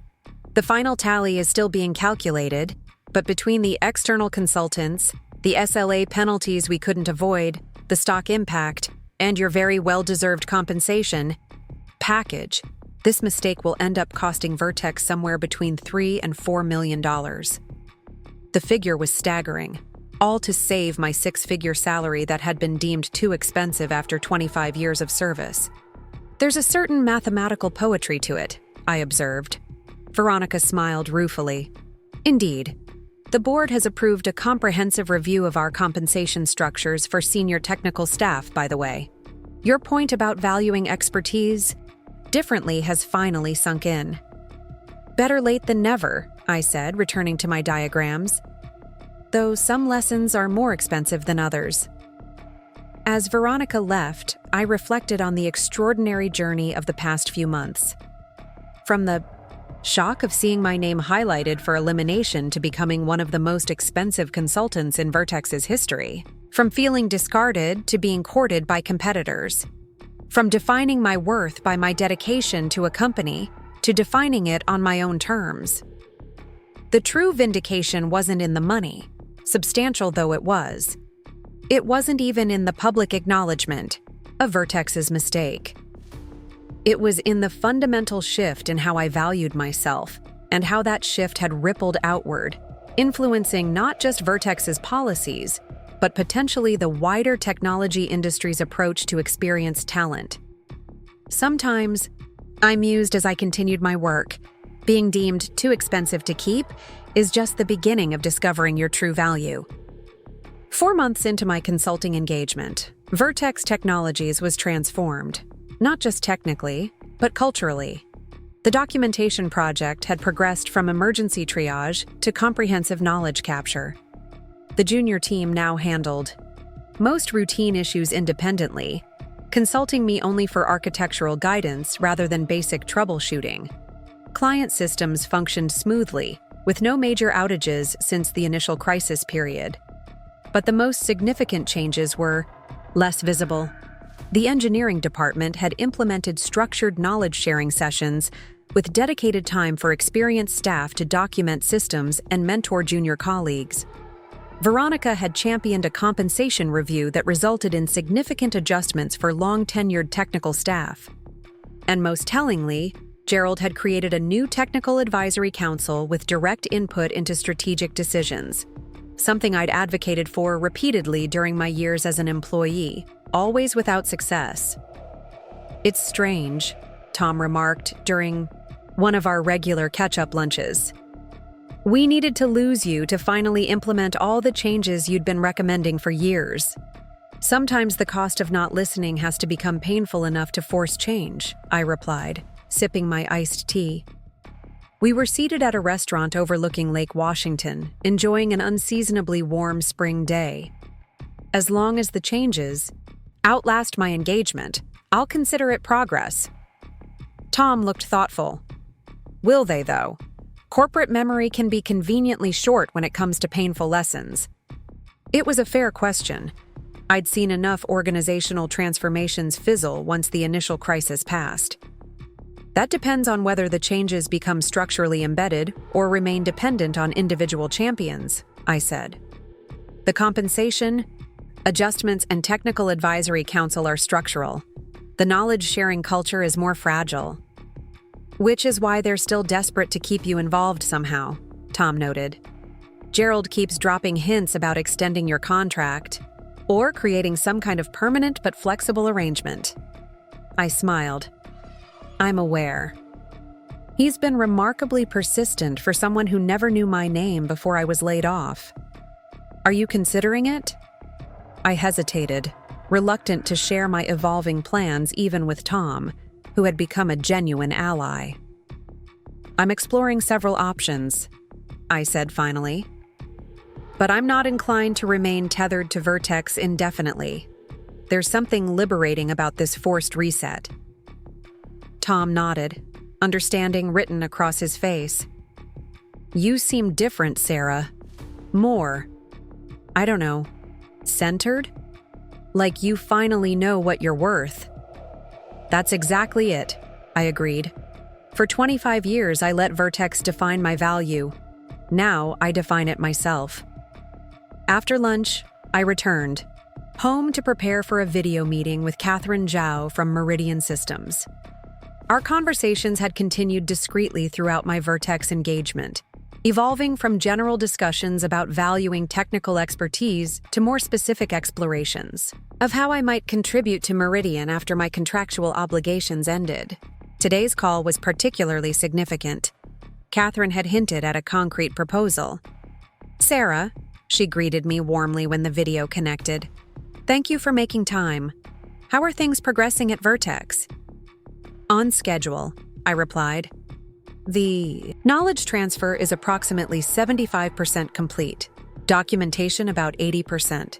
We're ahead of projections on both fronts. Catherine nodded, clearly pleased. Impressive but not surprising. Your reputation for thoroughness is well deserved. She shifted slightly, her expression becoming more focused. I promised you a substantive conversation about Meridian's vision for technical leadership, and today I'd like to deliver on that promise. What followed was the most unusual job discussion I'd ever experienced. Catherine wasn't offering me a traditional role within Meridian's hierarchy. Instead, she proposed a hybrid position: technical fellow and knowledge equity advisor, with 3 distinct components.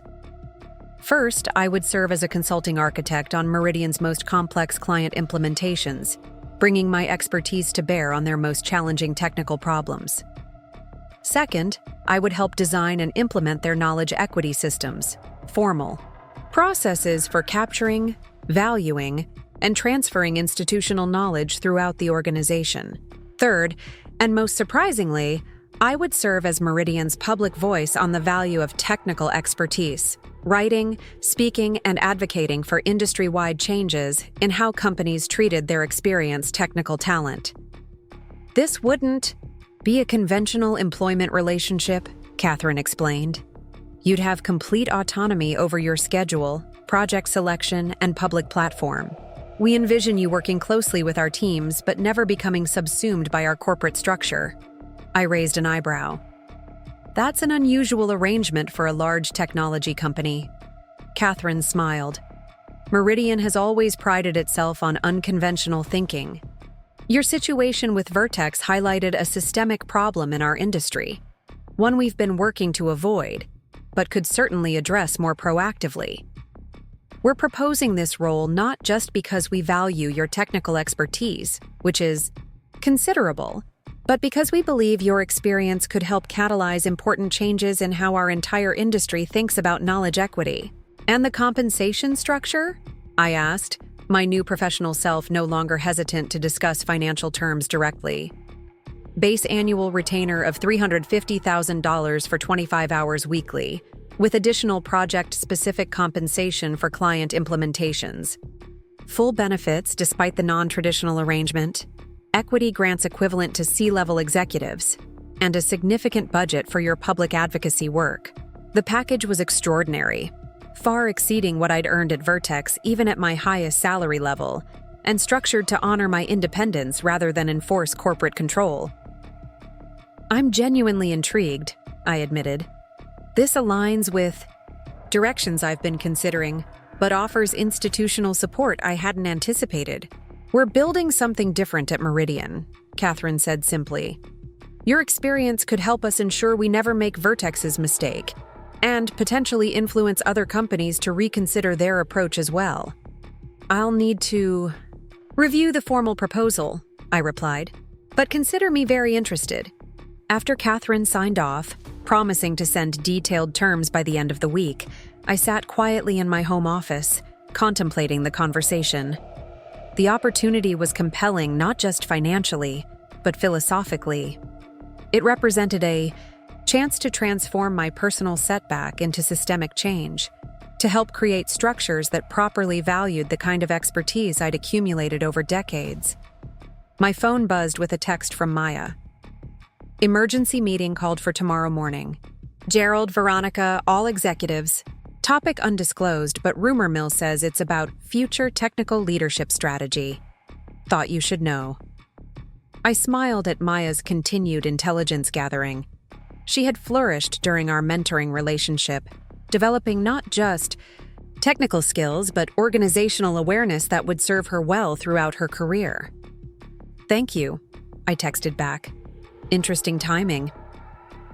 The next morning, I arrived at Vertex at my usual time, 10 a.m., no earlier, to find Veronica waiting at my temporary office. You've heard about the meeting? She asked without preamble. I've heard there is a meeting, I replied neutrally. Nothing about its purpose. Veronica closed the door and lowered her voice slightly. Gerald is getting pressure from the board about the end of your engagement. They're concerned about knowledge continuity after you leave. He's going to propose a permanent technical fellow position, no management responsibilities, complete autonomy over projects, compensation package that exceeds your consulting rate when calculated annually. I raised an eyebrow. That's quite a shift from too expensive to keep a few months ago. The board has learned an expensive lesson, Veronica said simply, and they've noticed the industry attention your situation has attracted. The Harvard Business Review article is scheduled for next month, and 3 other major technical publications have requested interviews. Vertex wants to control the narrative, to be the company that recognized its mistake and created a new model for valuing technical expertise. How convenient, I observed, unable to keep the irony from my voice. Veronica had the grace to look slightly embarrassed. I won't pretend it's purely altruistic, but the motivation matters less than the outcome, doesn't it? If this results in better valuation of technical expertise at Vertex and potentially industry-wide, isn't that progress? Perhaps, I allowed, but recycled ideas presented as innovation deserve scrutiny. I advocated for many of these changes for years. And now they're listening, Veronica pointed out. Isn't that what you wanted? The question gave me pause. What had I wanted? Initially, simple vindication, proof that Vertex had undervalued me and would suffer consequences for that mistake. But as events unfolded, my perspective had evolved.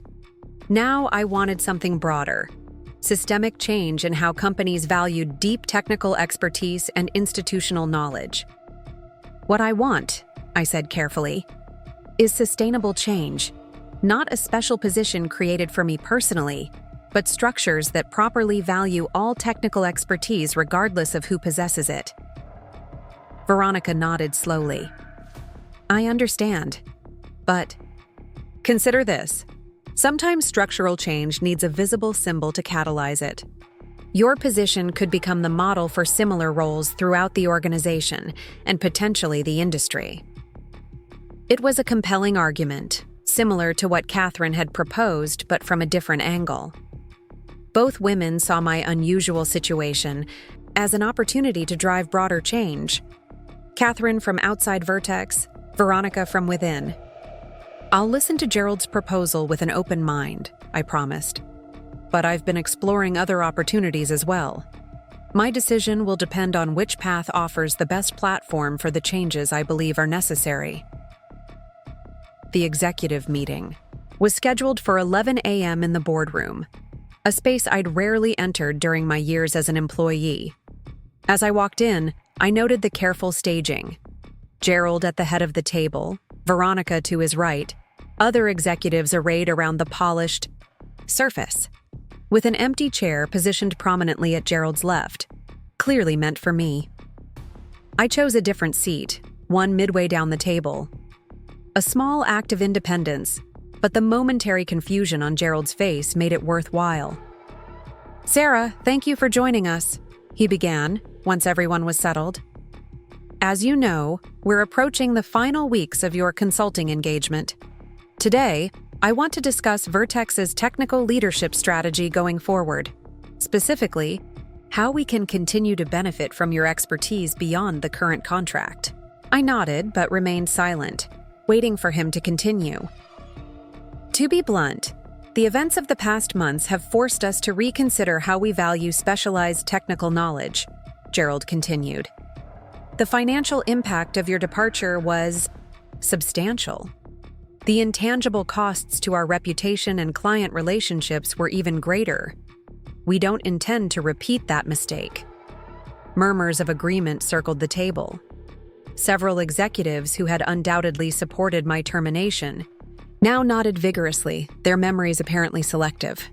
"Therefore, I'm proposing the creation of a new position at Vertex Technologies, Distinguished Technical Fellow," Gerald announced.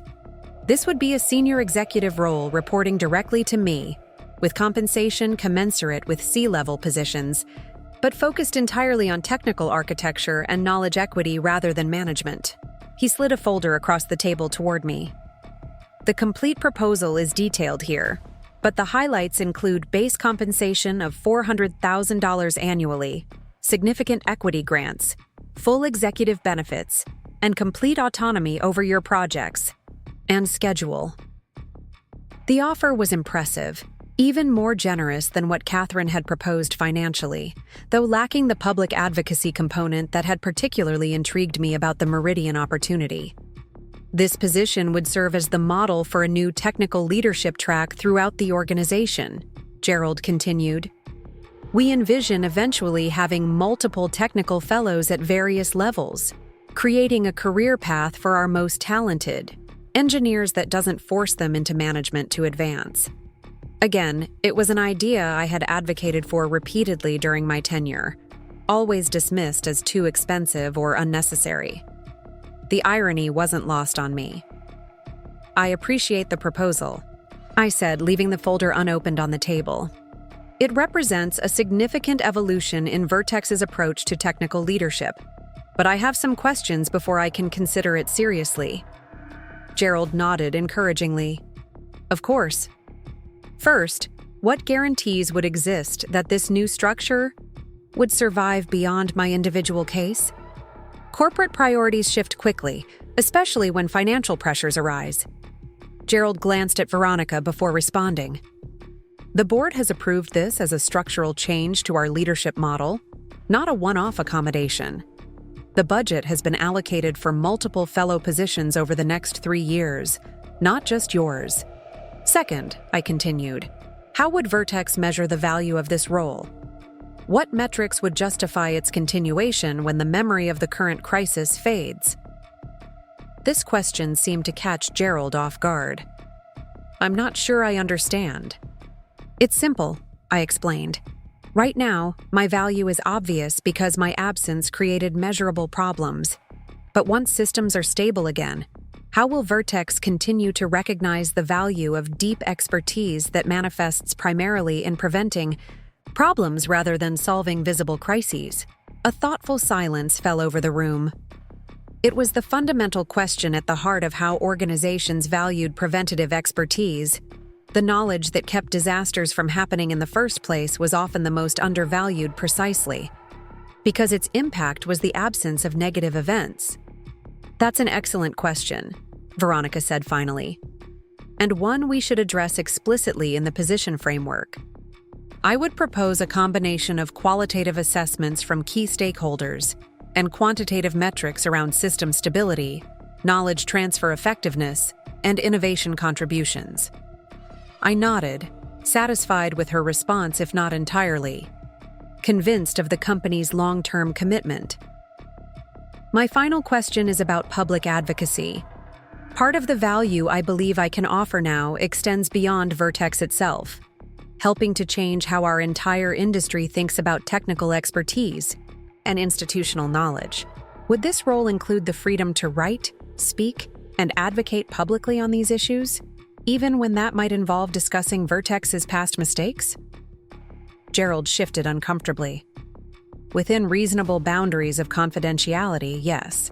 We recognize your story has resonance beyond our company, but we would expect coordination with our communications team on messaging. It was the answer I had expected. Corporate caution around public messaging, a desire to control the narrative. Understandable from their perspective, but potentially limiting for the broader impact I was beginning to envision. Thank you for the clarity, I said. The proposal is generous and thoughtful. I'll need some time to consider it alongside other opportunities I've been exploring. Gerald's expression flickered briefly with concern. Other opportunities? I was under the impression you were planning to work independently as a consultant after your engagement with us concluded. That was my initial plan, I acknowledged. But my experience here has highlighted issues that extend far beyond Vertex. I've received several interesting proposals that would allow me to address those systemic problems more broadly. The room tensed slightly. The executives exchanged glances, suddenly confronted with the possibility that their carefully crafted retention strategy might fail. May I ask what types of opportunities? Veronica inquired carefully. I considered how much to reveal. Catherine hadn't requested confidentiality about Meridian's approach, but discussing it explicitly might seem like leveraging one offer against another, a negotiating tactic I found distasteful. I'm exploring roles that would combine technical leadership with industry advocacy, I said finally. Positions that would allow me to help multiple organizations rethink how they value and preserve institutional knowledge. With a competitor? Gerald asked directly. With organizations committed to systemic change, I replied, deliberately vague. I'll need a few days to consider all options carefully before making a decision. The meeting concluded shortly. Afterward, the executives filing out with carefully neutral expressions. Only Veronica lingered behind, waiting until we were alone to speak. You already have another offer, don't you? She asked directly. I smiled, appreciating her perception. I have several interesting possibilities under consideration, including Meridian Systems, she stated, rather than asked. I raised an eyebrow. What makes you say that? Catherine Zhao has been unusually visible in discussions about technical leadership and knowledge equity lately. She referenced your situation obliquely in her keynote at the Tech Leaders Summit last week. It wasn't hard to connect the dots. I had underestimated Veronica's awareness of industry currents.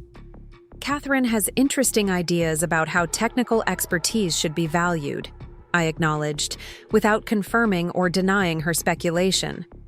Sarah, Veronica said, her tone shifting from professional to personal. I hope you know that despite everything that happened, many of us at Vertex genuinely value what you've built here. Your systems are the foundation of our success. If Meridian's offer is financially more attractive, I'm confident Gerald would match or exceed it. I shook my head. This isn't about bidding wars, Veronica. It's about finding the right platform to drive the changes I believe are necessary, not just for me personally, but for all the experienced technical professionals who remain undervalued and vulnerable to short-sighted cost-cutting. And you don't believe Vertex can be that platform, even after all the changes we've implemented? It was a fair question, one I had been wrestling with myself.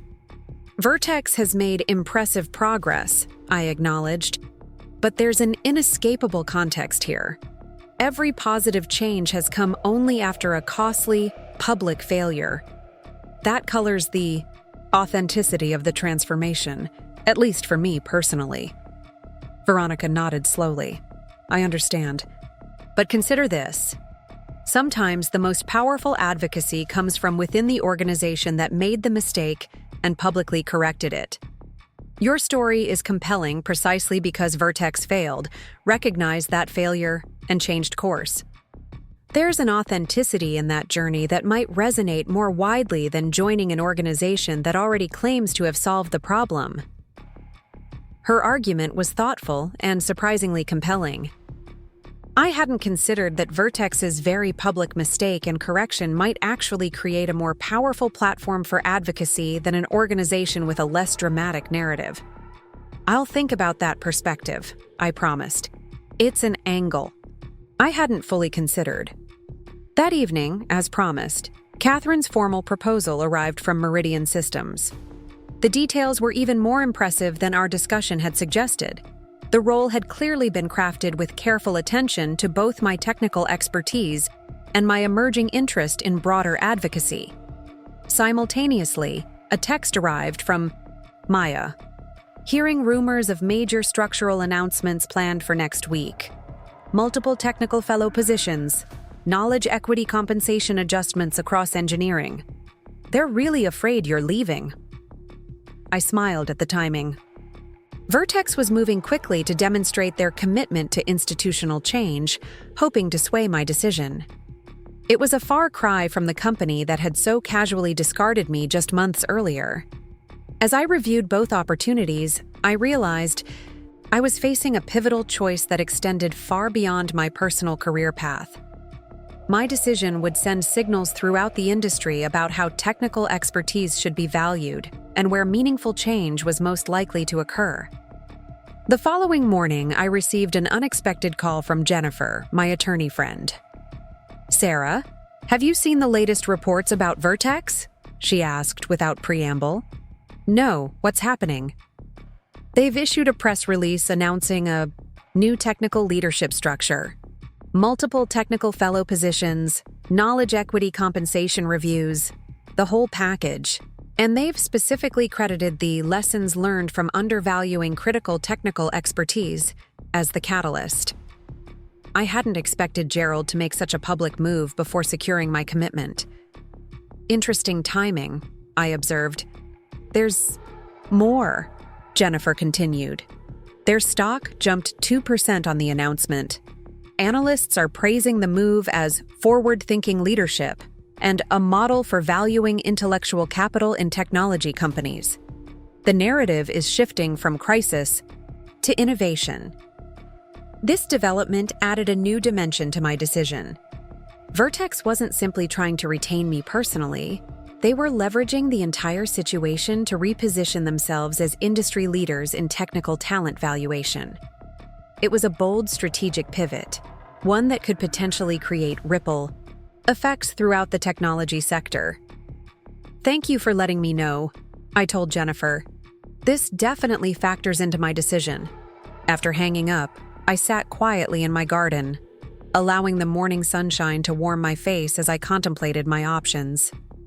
Both paths offered genuine opportunities to drive the changes I believed in.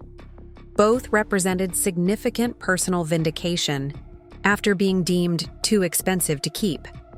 The question wasn't which offer was better in conventional terms. Both were extraordinarily generous. Both offered autonomy and influence. The real question was which platform would allow for the most meaningful, sustainable impact on how the technology industry valued experienced technical talent. Meridian offered the advantage of starting fresh with an organization already aligned with my values. Vertex offered the power of a redemption narrative and the credibility that comes from publicly acknowledging and correcting a mistake. My contemplation was interrupted by a call from Tom. "Have you seen the announcement?" he asked immediately. "I've heard about it," I confirmed. "Bold move by Gerald." "It's causing quite a stir internally," Tom reported. "People are interpreting it as both an apology for how you were treated and a commitment to prevent similar mistakes. The engineering teams are particularly energized. They see it as validation of technical expertise over pure management hierarchy. This internal reaction was significant. Whatever Gerald's strategic motivations, the changes were already having positive effects on the culture at Vertex. "That's good to hear," I said sincerely. "The structural changes are what matter most, more than any individual role for me." "Speaking of which," Tom ventured, "have you made your decision yet?" "People are speculating wildly." "Not yet," I admitted. "But soon. I need to determine where I can have the greatest impact on the issues that matter to me now." After another day of careful consideration, I scheduled meetings with both Gerald and Catherine to discuss my decision. The conversation with Gerald came first, in his executive office overlooking Seattle's skyline. "I've been impressed by Vertex's public commitment to the new technical leadership structure," I began after the initial pleasantries.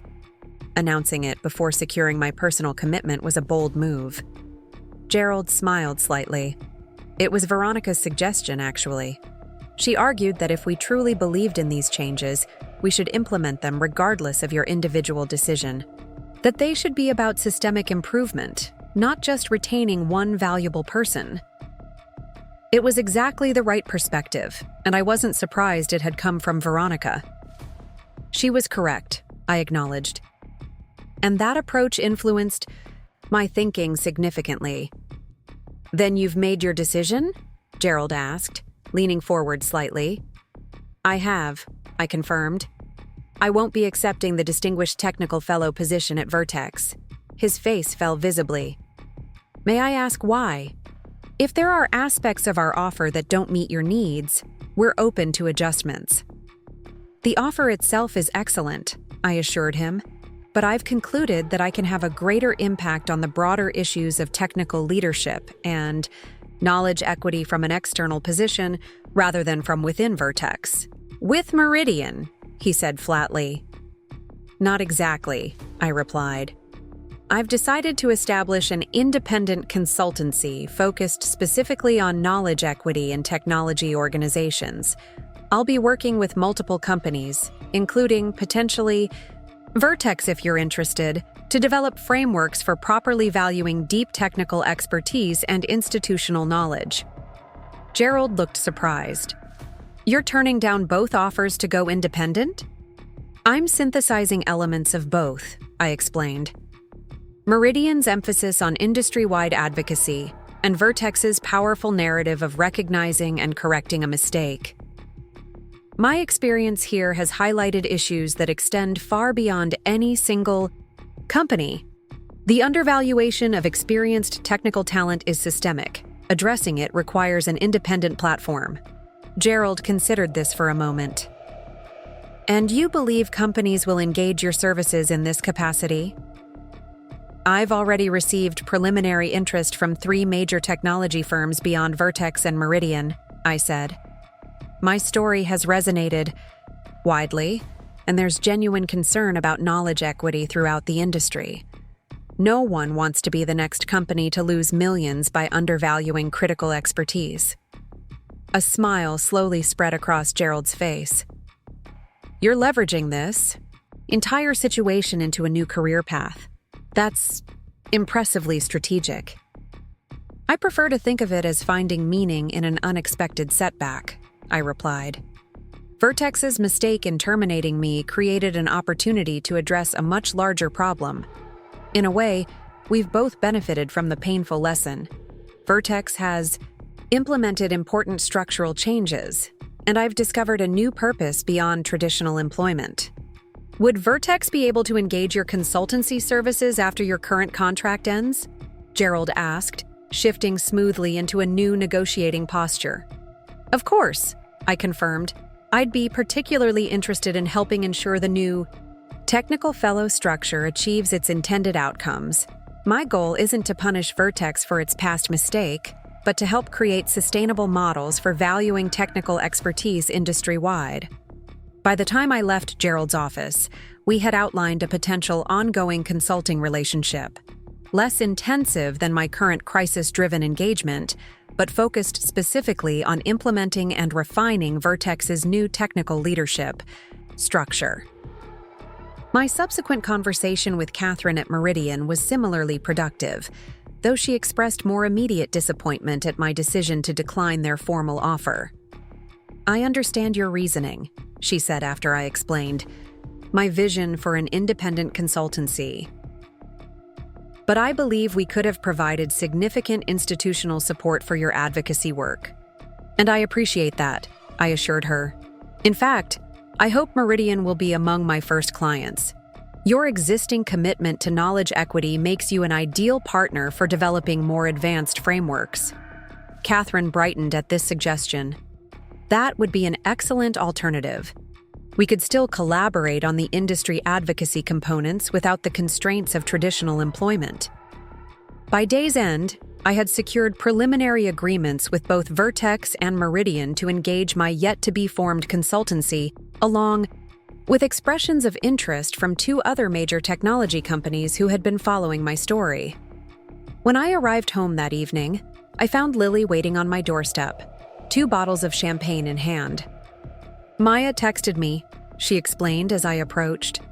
"Said you made some big decision today that had the executive floor buzzing. Thought it might be worth celebrating whatever it is." I laughed, unlocking the door and ushering her inside. "Maya's intelligence network is alarmingly effective. I only made the final decisions hours ago." "So what's the verdict?" Lily asked, heading for the kitchen to locate champagne flutes. "Vertex? Meridian? Something else entirely?" "Something else entirely," I confirmed, following her into the kitchen. "I'm starting my own consultancy focused on knowledge equity and technology organizations. Both Vertex and Meridian will be initial clients, along with several other companies that have expressed interest." Lily whistled appreciatively as she popped the first champagne cork. "From laid off to industry thought leader in less than 6 months. That's quite a transformation, Mom."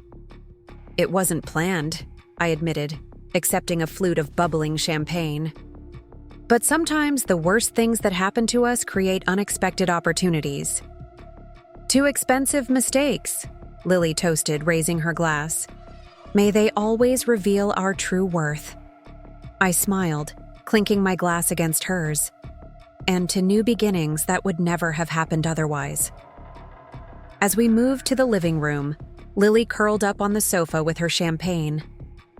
"So, what will you call this new consultancy?" I hadn't gotten that far in my planning. "I'm not sure yet. Something that captures the value of expertise and institutional knowledge." "How about too expensive to lose?" Lily suggested with a grin.